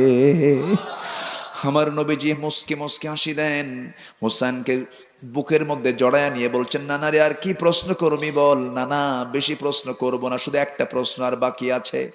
সেই প্রশ্ন হলো, নানা বলো তো তুমি দেখি, তোমার নানার নামটা কি? আমার নবী কেঁদে ফেলে দিলেন। নবীজি কাঁদতে কাঁদতে বলছেন, নানা রে, আমার নানার নাম হলো আবু জোহরি। বাড়ি তার কোথায়? মদিনায়। কি করতেন? ব্যবসা করতেন। ও নানা, আর কি কোনো পরিচয় আছে নাকি? না, তেমন কোনো আর পরিচয় নাই। ও নানা, তোমার নানার পরিচয় দিয়েছ, এক লাইনেই শেষ হয়ে গেছে, কিন্তু আমার নানার পরিচয় এক লাইনে শেষ হবে না। আমার নানা হলেন সর্বকালের, সর্বযুগের সর্বশ্রেষ্ঠ মহামানব, যার সম্মান, যার মর্যাদা আল্লাহর পরে আল্লাহ হচ্ছেন রব্বুল আলামিন, আর আমার নানা হচ্ছেন রাহমাতুল লিল আলামিন। আমার নানা হচ্ছেন জনাবে মুহাম্মদ রাসূলুল্লাহ সাল্লাল্লাহু আলাইহি সাল্লাম। আমার নানাকে তুমি এক পাল্লায় দাও নানা, আর তোমার নানাকে তুমি এক পাল্লায় দাও, তোমার নানার চাইতেই আমার নানার ওজনটা বেশি ভারী হয়ে যাবে। তারা রসুলের সিরাত গুলো জানবে, রসুলের শিশু প্রীতি নিয়ে তারা জানবে, কিন্তু সিলেবাসে অনেক কিছু সংযোজন হয়েছে। শেষ পর্যন্ত সংযোজন হয়েছে হলো বানর। এগুলো কোনো কথা নাই। বাচ্চাদেরকে উল্টা পাল্টা শেখানো হয় না। না, আমি সবার কাছে আহ্বান জানাবো, এই ভুলটা আর কখনো করবো না আমরা। সন্তানকে যে শিক্ষাই দেন না কেন, সবার আগে কোমল হৃদয়ে সবার আগে শিক্ষা দিতে হবে কি? আসতে বলেন, কি দিতে হবে? কোরআনটা দিয়ে দিতে হবে। কথার তো থা নাই, বিভিন্ন লাইনে চলে গিয়েছিলাম। আমার নবীজি ছোট্ট দুইটা বাচ্চা মুআজকে বললেন, ঠিক আছে দুইজন তোমরা কুস্তি লড়াই শুরু করো, কে পারে দেখি।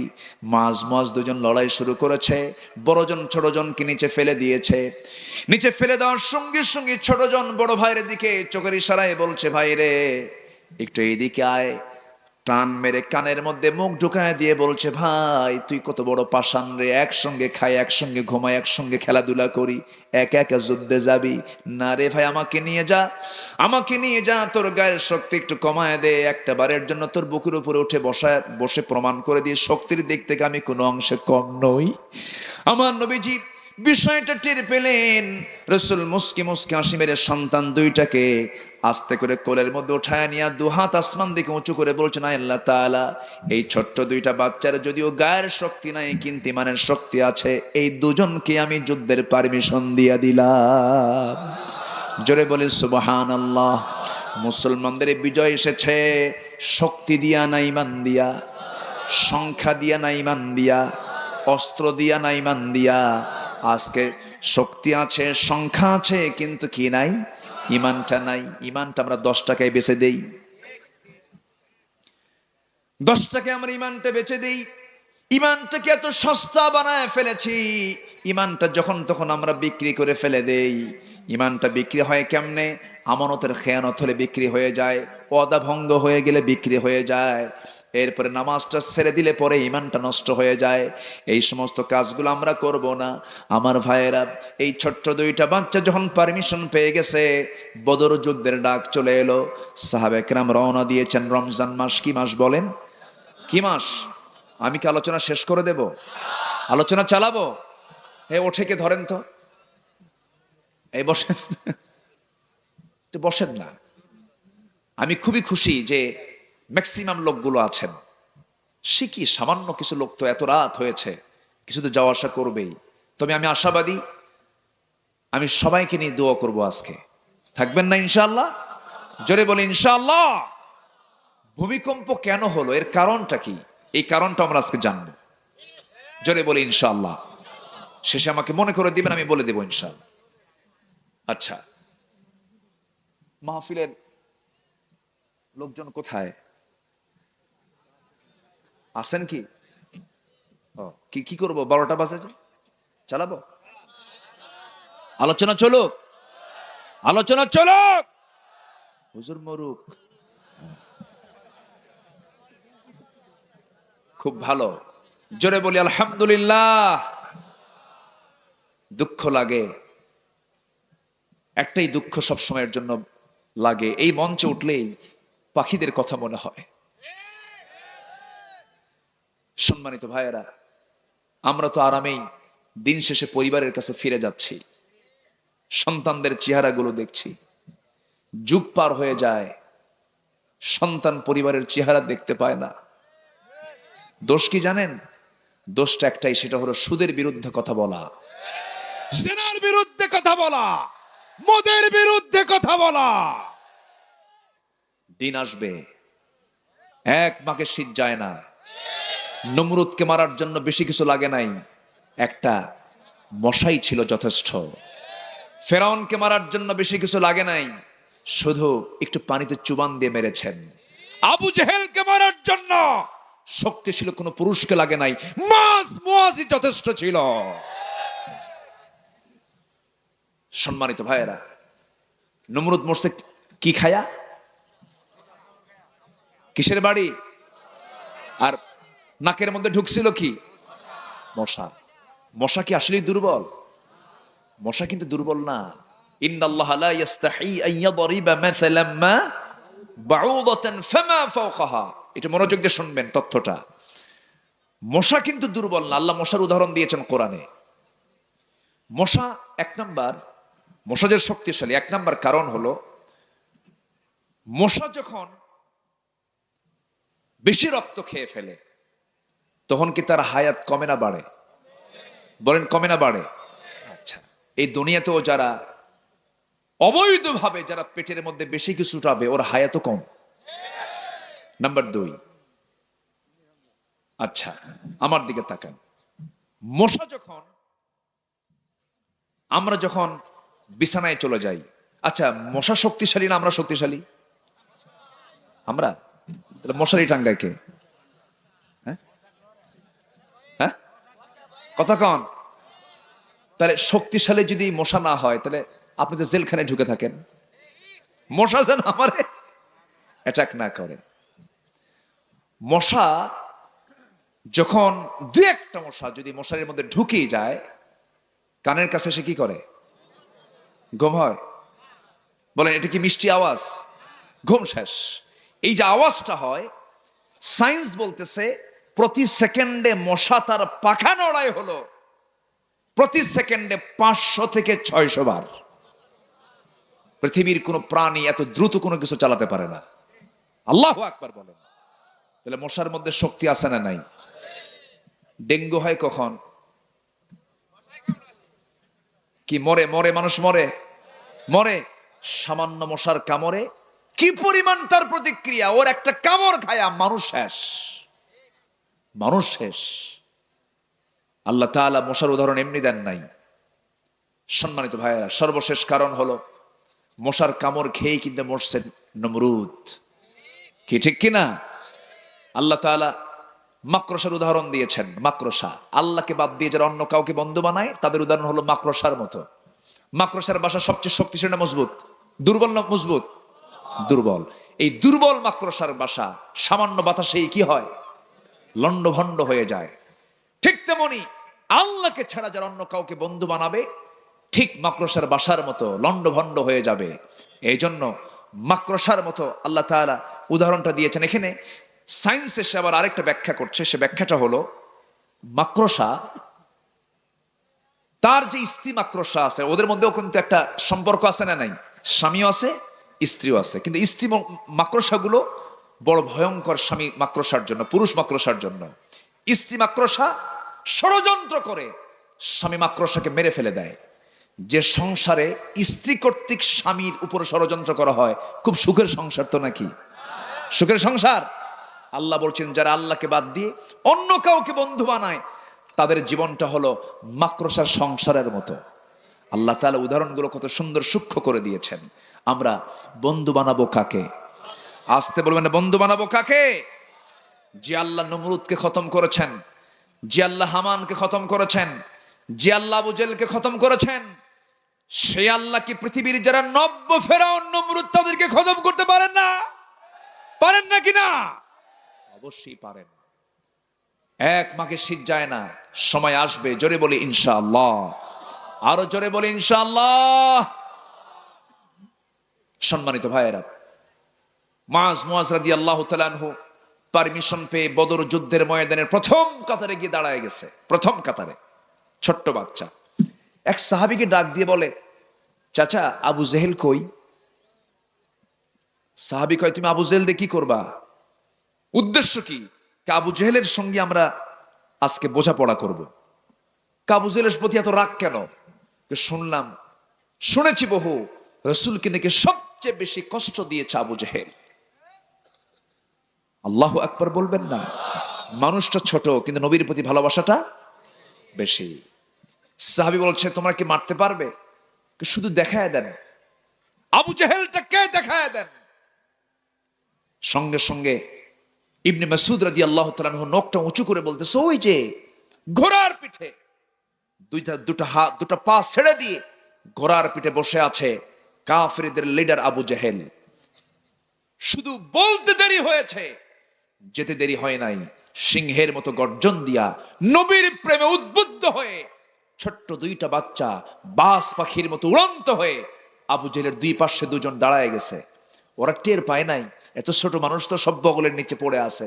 এটা কোন গ্রুপ টের পায় নাই? ছোট্ট দুইটা বাচ্চা সামনে দাঁড়ায় গেছে। ছোট্ট দুইটা বাচ্চা সামনে দাঁড়ায় যায়, তরবারি হাতে নিয়া পজিশন ঠিক করে নিয়া দুইজন মিলে যখন দুজন চোখ টিপি মেরে দুজন সজোরে যখন আবু জেহেলের দুই পায়ে আঘাত করেছে, আবু জেহেল ওই যে দুইজন ছোট্ট বাচ্চার আঘাত পেয়ে যখন ওই ঘোড়ার পিঠ থেকে যখন পড়ে গেল, ইতিহাস বলছে কোমর সোজা করে আবু জেহেল আর কখনো দাঁড়াতে পারে নাই। কিন্তু ফলাফল কি হলো? বড় ভাইকে তারা ধরে ফেললো। পিছন দিক থেকে একজন কাফের এসে তারা ডান হাতে মেরে দিল তরবারির একটা আঘাত। তার ডান হাতটা চামড়ার সঙ্গে ঝুলতে লাগলো। বাম হাতে তরবারি তুলে নিল। যুদ্ধ চালাতে গিয়ে দেখতেছে ডান হাতটা ঝুলন্ত হাত চামড়ার সঙ্গে ঝুলন্ত হাত, বাম হাতে এসে ধাক্কা খায়। যুদ্ধ করতে কষ্ট হচ্ছে। ডান হাত ঝুলন্ত হাতটা বাম পায়ের তলে তুই এমন জোরে টান মারেছেন, হাতটা ছিটকে পড়ে গেছে। বাম হাতে যুদ্ধ চালাতে গিয়ে বাম হাতও কেটে ফেলে দিল। ঝনঝন করে তরবারি পড়ে গেছে। বড় ভাই মুআজ আর যুদ্ধ করবেন কেমনে? এতিমের মতো সামনে দাঁড়ানো।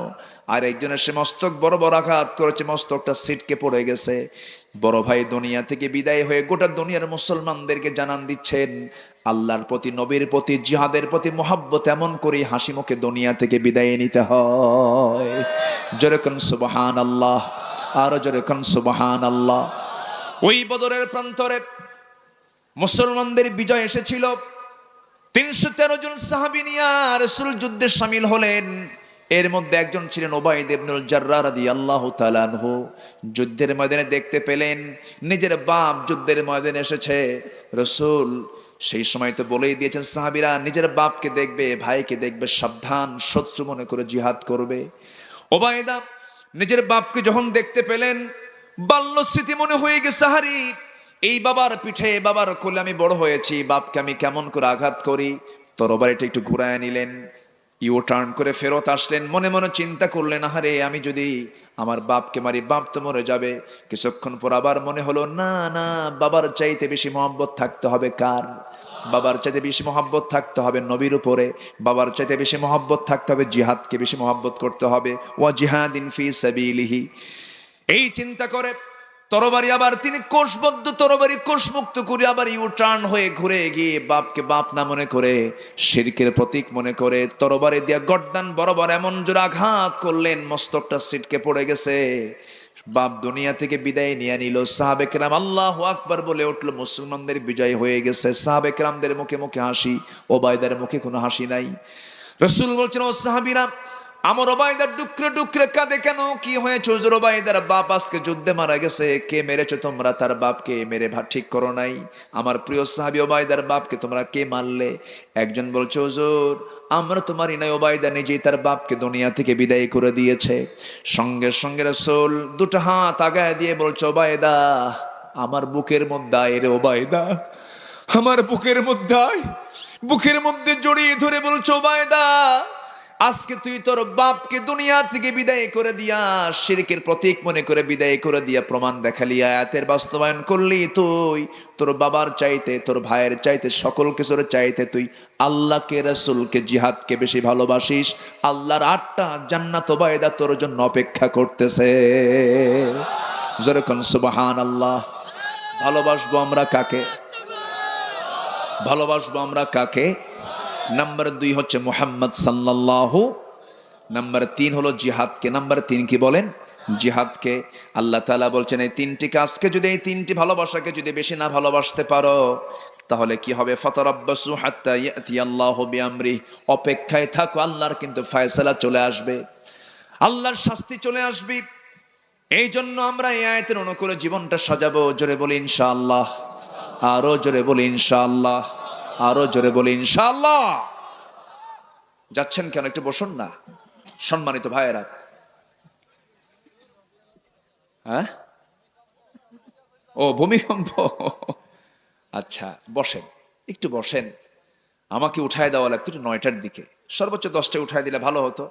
মাহফিলটা মাদ্রাসা কেন্দ্রিক, বলি আলহামদুলিল্লাহ। অনেক কিছু আপনারা দান করেছেন। 4টা ডিমের দাম কত উঠছে? এ কি কম কথা? এটা বিশাল রেকর্ড। তো এটা গ্রিস বুকে এটার নামটা ওঠা দরকার, যে 4টা ডিমের দাম 30,000 টাকা দিয়ে একজন নিয়ে নিছে। আলহামদুলিল্লাহ বলেন। ভালো ভালো কাজে কম্পিটিশন হওয়া দরকার আছে না নাই? আছে। যারা চলে যাচ্ছেন তাদের মনে হয় আব্বা আম্মা নাই নাকি? আব্বা আম্মা তো থাকে, দোয়া দরকার আছে না?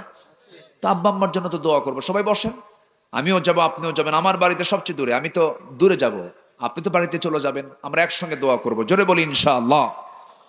সম্মানিত ভাইয়েরা, ভূমিকম্পের কিছু কারণ আছে। ভূমিকম্পটা কেন হয়, কি জন্য হয়? প্লেট নাকি সরে যায়, এটা মানে যারা গবেষক, যারা ভূতত্ত্ববিদ, তারা বলে যে প্লেট সরছে, এটা সরছে এই কারণে, এই কারণ। কিন্তু না, শরীয়তের দৃষ্টিকোণ থেকে এই ভূমিকম্প হওয়ার মোটামুটি 4টা থেকে 5টা কারণ আছে। শুনবেন? আগ্রহ কি আছে আপনাদের? তাহলে এই 4টা কারণ শুনলে কি ওই 4টা অপকর্মকে আমরা করব? ওই 4টা অপকর্মকে আমরা করব না। সম্মানিত ভাইয়েরা, একটু মাহফিল কমিটি আমাকে আরজ করেছিলেন যে আপনার মুখ থেকে কিছু বললে এখানে আমাদের কিছু স্থায়ী ব্যবসায়ী আছে। সরোজগঞ্জের বাজার কিসের বাজার? ব্যবসার বাজার। আমি তো মনে করি, আমি যখন ঢুকলাম মনে হলো এটা কি থানা শহর না জেলা শহর, মানে এত উন্নত হয়ে গেছে। আমি আজ থেকে আরো 13 বছর আগে না 12 বছর আগে আমি আসছিলাম না? হ্যাঁ, স্কুল মাঠে কিরণগাছি গ্রামে আমি এসেছিলাম। কিন্তু এত ডেভেলপ হয়ে গেছে, এই জন্য একটা অঞ্চল, এটা একটা সিটিতে রূপ নিয়েছে। আলহামদুলিল্লাহ বলেন। তো এই সিটিতে তো 4টা ডিমের দাম 30 লাখ টাকা হওয়া দরকার ছিল। তো এখানে চেয়ারে বসা আছেন কিছু স্পেশাল গেস্ট, বিশেষ বিশেষ মেহমান এখানে বসে আছেন। কে পারবেন এই মাদ্রাসার জন্য 1 লাখ টাকা দিতে? এরকম কেউ কি আছেন? 1 লক্ষ দিবেন কে দেখি? ব্যবসায়ী কেউ নাই? আমি বলে দিচ্ছি, আপনি আজকে 1 লাখ টাকা দিবেন, ভুট্টার সিজন আসতেছে, আপনার লাভ যা হবে তার চাইতে আপনি 5 লাখ টাকা বেশি ব্যবসা করতে পারবেন ইনশাআল্লাহ। দেখেন ইনশাআল্লাহ কয় না, জোরে বলি ইনশাআল্লাহ। বড়ই গাছের ডাল কাটলে বড়ের ফলন কমে না বাড়ে? বলেন কমে না বাড়ে? আল্লাহর পথে দিলে কমে না বাড়ে। এটা ভুল চিন্তা যে আমরা দিলাম হেরে গেল না, বরঞ্চ দুনিয়ার অ্যাকাউন্টে জমা রাখলে সন্তান ছেলে মেয়ে মরার পর এগুলো নিয়ে কারাকারে মারামারি করে মার্ডার হয়ে জেল খাইটা জেলখানে যাবে। কিন্তু আপনি যেটা অ্যাকাউন্টে দিবেন এই টাকাটা কেউ ধরবেও না, কেউ ছুবেও না। মরার পর হাসরের দিন অ্যাকাউন্ট থেকে বের করে অ্যাকাউন্ট পে করে জান্নাতে চলে যাবেন। বলি আলহামদুলিল্লাহ। অতএব আমরা একটু চালাকি করি। কেউ কি পারবেন? স্পেশাল কেউ আছেন? আমি মনে হয় 1 লাখ টাকা বলে ভুল করলাম, 2 লাখ বলবো? 1 লাখই হোক। কোন এক মাহফিলে বললাম কে আছেন দিবেন মাদ্রাসার জন্য, বলছিলাম 10,000 টাকার কথা। পাশে এক শিল্পপতি বসা, আমি দেখি নাই, খেয়াল করি নাই, উনি একটা ব্যাংকের চেক লিখতেছেন। চেক লিখে বললেন হুজুর বেশি দিলাম না, 1 কোটি দিলাম। সেদিন থেকে আর আমি 1000 কই না, অন্তত 1000 কইয়া এরকম ঠকা ঠকতে রাজি নাই। লাখ বলি, এখন কোটি আসুক নয় 1000 আসুক। তো আমার তো এই অভ্যাসটা খুব একটা বেশি নাই। তো যে যা পারি আমরা একটু দেব না ইনশাআল্লাহ? জোরে বলি ইনশাআল্লাহ। কই এরকম কেউ আছেন কি? দ্রুত গতিতে, সময় খুব একটা বেশি নাই, 12টা ক্রস হয়ে গেছে। সবাই আমরা যাব দোয়ার জন্য, সবাইকে আটকায় রাখছি। আমরা দোয়া করব তুরস্কের জন্য, সিরিয়ার বিধ্বস্ত মানুষের জন্য। 3 মিনিট আগেও যে জানতো না একটা ব্যক্তি 3টা বিল্ডিং এর মালিক, বিশাল বহুতল ভবনের মালিক, 3টা বিল্ডিং তার দুমড়ে মুচড়ে শেষ হয়ে সে রুটি পাচ্ছে না। কি পাচ্ছে না? অহংকার করার কিছু নেই। এই জন্য আমরা আল্লাহর পথে দেব ইনশাআল্লাহ। তো কেউ আছেন কি এরকম? কেউ কি আছেন দেখি? একটু আমার মুখের দিকে তাকায়া কই। আমার আগের বক্তাকে তো বহু কিছু দিলেন, ওনার হাতে তো বহু কিছু দিয়ে শেষ করছেন মনে হয়, নাকি? কে আছেন দেখি এদিকে? কেউ আছেন কি? চেয়ারে বসা, আমি তো চিনি না, চিনায় দেন একটু। কই কই জাকির কই? যে জাকির ভাই আসেন। যে আমরা দোয়ার দিকে আস্তে আস্তে চলে যাব। জোরে বলি ইনশাআল্লাহ। আমি খুবই খুশি হয়েছি যে আপনাদের কোনো নড়াচড়া নেই। বলি আলহামদুলিল্লাহ। যে অনেক সুন্দর করে বসে আছেন সবাই। একজন প্রশ্ন করছে, মেসেঞ্জার বা মোবাইলে বিয়ে করা কি হালাল? আরে প্রশ্ন তো আধুনিক, দেখেন না কি প্রশ্ন। থামো, উত্তর দিচ্ছি আমি। আচ্ছা, জামাত আলী মন্ডল প্যানেল চেয়ারম্যান 10,000। আচ্ছা, প্যানেল চেয়ারম্যান মহোদয়, কি নাম? জামাত আলী মন্ডল, তিনি দিয়েছেন 10,000 টাকা। মনে হয় কম হয়েছে, কেউ মারহাবা বললেন না তো?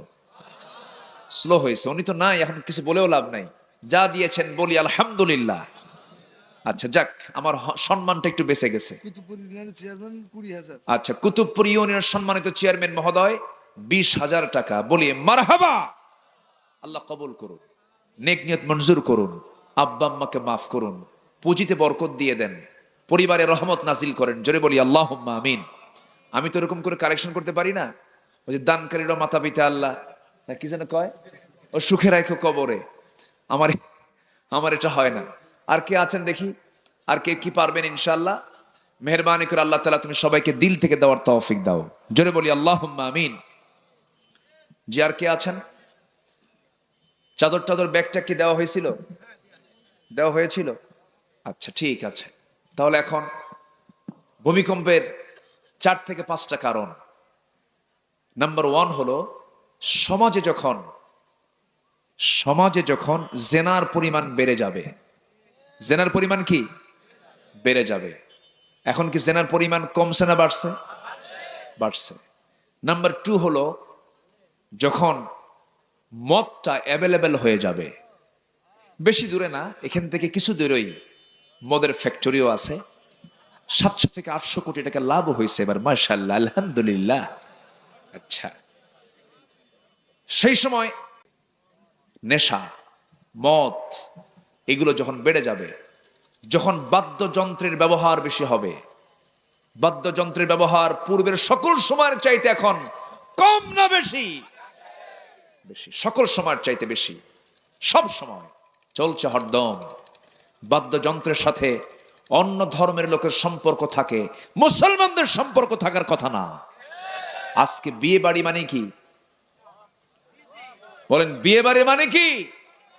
এটা মুসলিম পরিবার মনে হয় না। আচ্ছা, তারপরে যখন সমাজে সুদটাকে স্বীকৃতি দেওয়া হবে, আজকে সমাজে সুদটাকে স্বীকৃতি দিয়েছেন, অস্বীকৃতি দিয়েছে?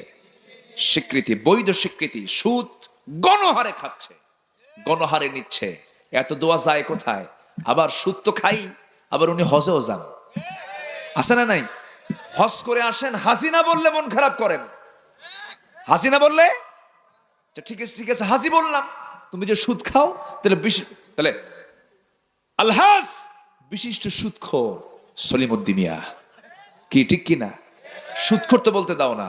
সুদ খাওয়া অপছন্দ তুমি নিজেও জানো, এরপরও তুমি সুদ খাও। যখন সমাজে সুদের প্রবণতা বাড়বে, তখন সেই জমিনে গজব নাজিল করবেন কে? গজব নাজিল করবেন কে? 2021-এর শেষ সময়ে এসে আমার দেশে ঘন ঘন ভূমিকম্প হয়েছিল, মনে আছে আপনাদের? ফজরের সময় একদিন নামাজ পড়তে নিয়ে গত 31 অক্টোবর 2021 সাল, আমার মনে আছে, আমি ফজর নামাজ পড়ব, খাট থেকে আমি উঠতেছি, খাট দেখে নড়ে। কি ব্যাপার, আমার খাট নড়াইকে কোনো জিনটিন আসলো নাকি? পরে দেখি না, আমি আমার মাথা ঠিক রাখতে পারছি না। সম্মানিত ভাইয়েরা, ওই সময় এই সমস্ত কিছু আসা মানে কি? রহমত না গজব? রহমত না গজব?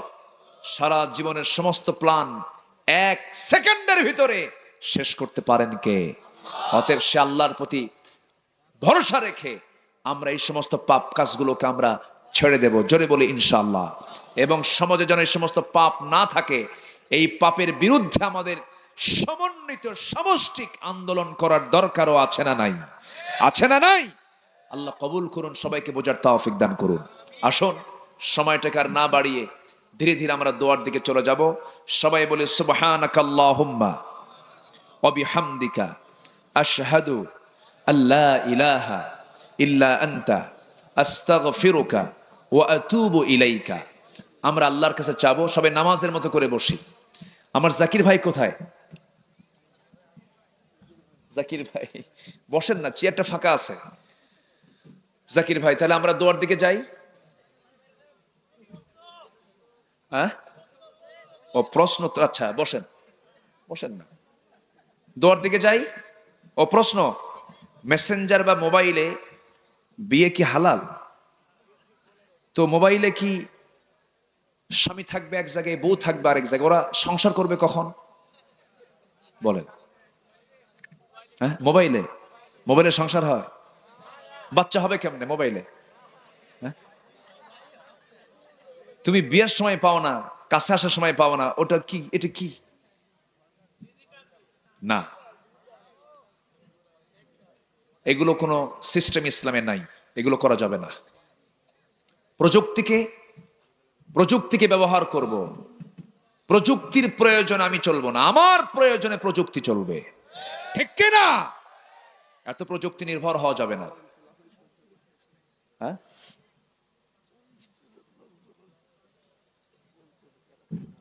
আছে, মঞ্চে বসে আছে, দেওয়ার মতো আছে। নামটা বলেন না আমারে, একটু ধরে ফেলে আসামি কারা কারা। সম্মানিত ভাইরা, আমরা নামাজের মতো করে বসি, নামাজের মতো করে বসে আমরা চাইবো কার কাছে? জরুরি কার কাছে চাইবো আমরা? সবাই বলে সুবহানাকাল্লাহুম্মা ওয়া বিহামদিকা আশহাদু আল্লা ইলাহা ইল্লা আনতা আস্তাগফিরুকা ওয়া আতুবু ইলাইকা। সম্মানিত ভাইয়েরা, হ্যাঁ, আমি একটা ঘোষণা দেব, সেটা হলো, এটা আমার বই না, নাম শুনলেই আপনারা চিনবেন তাকে, খুব মাজলুম। তার সংকলিত 3টা বই মানে আমাকে দেওয়া হয়েছে, তার কাছে এই বইগুলো ছিল, তো সে তো নাই, সে তো ইনসাইডে আছে। আমরা তার জন্য দোয়া করি, আল্লাহ তুমি তাকে আমাদের মাঝে সুস্থ অবস্থায় ফিরে আসার তৌফিক দাও। সে কোথাকার সন্তান? আপনি কোথাকার সন্তান? কিসের চুয়াডাঙ্গা? সবই কুষ্টিয়া। কি এখন না হয় একটু ভাঙছেন, কিন্তু একই তো ভাষা, কথা, সংস্কৃতি সব এক। আবার সেই মজলুম পাখিটা আবার কিন্তু আপনাদের চুয়াডাঙ্গার জামাই, জানেন কি আপনারা জানেন? তাহলে সব মিলিত কাছাকাছি মানুষ। জি জি জি জি আলহামদুলিল্লাহ। তো তার 3টা বই আছে, আমার স্নেহধন্য, আমি তাকে খুব স্নেহ করি, ভালোবাসি। তো তার 3টা বই আছে। নামাজ আদায় পদ্ধতি, মুসলমান কখন কাফের হয়ে যায়, কথাটা কিন্তু খুব গুরুত্বপূর্ণ। ঈমান আনার পদ্ধতি, এই 3টা বই আপনারা সংগ্রহ করতে পারবেন। বই কিনলে কেউ দেউলিয়া হয় না। বইয়ের উপকারিতা আছে না নাই বলেন? আচ্ছা, এই 3টা বই আপনারা যদি একসঙ্গে নিতে চান, কত করে? আচ্ছা, বইগুলো আচ্ছা মঞ্চে পাওয়া যাবে। বই এখন তো অনেক দাম হয়ে গেছে, সবকিছুই দামি হয়ে, 100 টাকা করে একটা বই আপনারা পাবেন। ঈমান আনার পদ্ধতি, তার শ্যালক। এই তুমি দাঁড়াও তো একটু, আবু বকর। যে এটা হচ্ছে আমির হামজার শ্যালক সে। তো মোটামুটি বডি এমন, আমার গায়ে তো কোনো কিছু নাই, দেখেন না, হাড্ডিও যদি আমার ধরে, আমার তো খুঁজে পাওয়া যাবে না। তো যাই হোক, আমি কি বলে, আবু বকর সিদ্দিক সে বইগুলো নিয়ে আসছে, আলহামদুলিল্লাহ। তো বইগুলো যদি আপনারা নিতে চান, সে বইগুলো এমনি বাড়িতে পড়ে আছে বইগুলো, ও থাকলে হয়তো বইগুলো চলে যেত। তো এই বইগুলো পড়ে থাকা ভালো না পড়া ভালো? তো এমনি নিয়ে যাবেন না কিছু দিয়ে নিয়ে যাওয়া দরকার? একটু নিয়ে যাবেন, জি, এতে উপকৃত হবে তারা। তো আমরা সবাই মেইন গেট, হ্যাঁ গেটেও আছে, মহিলা গেটেও আছে, মহিলারাও পাবেন, তারাও নিতে পারবেন। যে মুফতি আমির হামজার 3টা সংকলিত এখানে বই আপনারা পাবেন। মঞ্চে মনোযোগের পর আপনারা নিয়ে যাবেন, মহিলাদের গেটও আপনারা পাবেন। আল্লাহ তুমি সবাইকে দ্বীনের জ্ঞান অর্জন করার তৌফিক তুমি আল্লাহ দিয়ে দাও। আসুন আমরা আল্লাহর কাছে চাবো। জাকির ভাই আপনি দোয়া করে দেন। হ্যাঁ, আমি দোয়া করব? জি, আসুন আমরা আল্লাহর কাছে চাবো, আপনি দোয়া করেন মুরব্বী। আচ্ছা, জি, আসুন আমরা আল্লাহর কাছে চাবো। আল্লাহুম্মা আমিন। ربنا ظلمنا أنفسنا وإن لم تغفر لنا وترحمنا لنكونن من الخاسرين لا تزغ قلوبنا بعد إذ هديتنا وهب لنا من لدنك رحمة إنك أنت الوهاب। হাজারো মুসলমান নরনারীকে নিয়ে তোমার কালামকে সামনে রেখে ও আল্লাহ কিছু আলোচনা করার চেষ্টা করেছি। প্রকৃত মুহাব্বত ভালোবাসা কার সঙ্গে হওয়া দরকার এই বিষয়ে কিছু কথা বলেছি। তোমার ভালোবাসা, তোমার নবীর প্রতি মুহাব্বত, তোমার দিন কায়েমের জন্য জিহাদের প্রতি মুহাব্বতের বিষয়ে কিছু কথা বলার চেষ্টা করেছি। আলোচনা শেষান্তে সে কাঙ্গাল ফিকিরের মতো দুর্হাত পেতে আছি। আল্লাহ গুনার দিকে নজর দিও না, বান্দা মনে করে তামাম জীবনের সমস্ত গুনাহগুলোকে মাফ করে দাও। জনম দুঃখিনী মা, জনম দুঃখী বাপ জান যারা চলে গেলেন, জিন্দেগির গুনাহগুলো মাফ করে দাও, কবরগুলোকে জান্নাতের টুকরা বানাইয়া দাও। অনেকে আলোচনা শেষ করে বাড়ি ফিরে যাব রে, বাড়িতে ফিরে গিয়ে সব দেখবো কিন্তু মাকে পাবো না। যেই মার দিকে তাকালে সগীরা গুনাহ মাফ হয়ে যায়, রহমত বরকত নাজিল হয়। সেই বরকতি মা যারা চলে গেলেন, জিন্দেগির গুনাহগুলো মাফ করে দাও, কবরগুলোকে জান্নাতের টুকরা বানাইয়া দাও। আয় আল্লাহ তাআলা, আব্বা আম্মার জন্য কি দোয়া তাও তুমি শিখিয়ে দিয়েছো। চক্ষু বন্ধ করুন, হাত দুটি উঁচু করুন, দিল থেকে মন থেকে আব্বা আম্মার জন্য দিল থেকে সবাই বলুন রব্বির হামহুমা কামা রব্বায়ানি সগীরা, রব্বির হামহুমা কামা রব্বায়ানি সগীরা, রব্বির হামহুমা কামা রব্বায়ানি সগীরা। আয় আল্লাহ তাআলা, বিশেষ করে এই মাহফিলের আয়োজন যারা করলেন, শোনার জন্য দূর দূরান্ত থেকে যারা আসলেন, বিনিময়ে কিয়ামতের কঠিন ময়দান যেদিন কেউ কাউকে চিনবে না, এমনকি মা সন্তানকে পর্যন্ত স্বীকার করে বসবে, যেদিন মানুষ কাঁদতে কাঁদতে চোখের পানিগুলো ফরে যাবে, চোখ থেকে রক্ত বের হওয়া শুরু হয়ে যাবে, সেই কঠিন মুসিবতের দিন এই মাহফিল সবার জন্য নাজাতের মাধ্যম তুমি আল্লাহ বানাইয়া দিও। আয় আল্লাহ তাআলা, আমার ডানে আমার বামে, আমার সামনে, আমার পেছনে যত ভাই, আড়ালে যত মা বোন হাত তুলেছেন, যার যা প্রার্থনা তুমি আল্লাহ দয়া করে মঞ্জুর করে নাও। আল্লাহ গো, আশেপাশে কত মাইয়া দুনিয়া থেকে বিদায় নিয়েছেন, কবরস্থ হয়েছেন, কবরবাসীর কবরের সমস্ত আযাব মাফ করে দাও, কবরগুলোকে জান্নাতের টুকরা বানায়া দাও। আল্লাহ গো, 43 বছর যাবত এই মাহফিল চলে আসতেছে, কত মুরব্বী এই মাহফিলের সঙ্গে জড়িত ছিলেন, তারা আজকে দুনিয়া থেকে বিদায় নিয়েছেন। মেহেরবানি করে কবরগুলোকে জান্নাতের টুকরা বানায়া দাও। আল্লাহ তাআলা জাকির ভাইকে কবুল করে নাও, খবির ভাইকে কবুল করে নাও, আনোয়ার ভাইকে কবুল করে নাও। সবার নাম তো আমার জানা নাই, যার যা প্রার্থনা তুমি আল্লাহ দয়া করে কবুল আর মঞ্জুর করে নাও। দুনিয়া থেকে কোন দিন বিদায় হব জানি না, ডান হাতে আমলনামা না আসা পর্যন্ত মরণ দিও না আল্লাহ। ও আল্লাহ, ওই সিরিয়ার মুসলমানদের পাশে আজকে কেউ নাই। ওই যে তুরস্কের ওই সমস্ত লোকগুলো যারা ভূমিকম্পে আক্রান্ত হয়ে দুনিয়া থেকে বিদায় নিয়েছে, আল্লাহ গো, তাদের মৌতটাকে তুমি আল্লাহ শহীদ মৌত হিসেবে তুমি আল্লাহ দয়া করে কবুল আর মঞ্জুর করে নাও। আল্লাহ, যে ধকলটা গেল এটাকে কাভার করার জন্য মেহেরবানি করে তুমি আল্লাহ সহায় হয়ে যাও। আয় আল্লাহ তাআলা, তোমার বান্দাগুলো কিনে আন তুলেছি, সমস্ত বালা মুসিবত থেকে তুমি আল্লাহ মুসলমানদেরকে হেফাজত করো। এই ক্রান্তি লগ্নে 180 কোটি মুসলমানের দুনিয়া, মুসলিম উম্মার জন্য ওমরের মতো একজন নেতা তুমি আল্লাহ দয়া করে পাঠায়া দাও। এই দুনিয়া থেকে কোন দিন বিদায় হব জানি না, মরতে যখন হবে তুমি আল্লাহ শহীদ মত কপালে জুটায়া দিও। কত চোর গুন্ডা বদমাইশ মাস্তানরা প্রকাশ্যে ঘুরে বেড়ায়, তোমার মহব্বতের গোলামরা পাখিগুলো কেমনে খাঁচার মধ্যে থাকে রে আল্লাহ, খাঁচা থেকে ওই পাখিগুলোকে মুক্ত করে আনো ও আল্লাহ। ওই খাঁচা থেকে পাখিগুলোকে মুক্ত করে তুমি আল্লাহ মুক্ত আকাশে বাতাসে গান গাওয়ার তৌফিক তুমি আল্লাহ দিয়া দাও।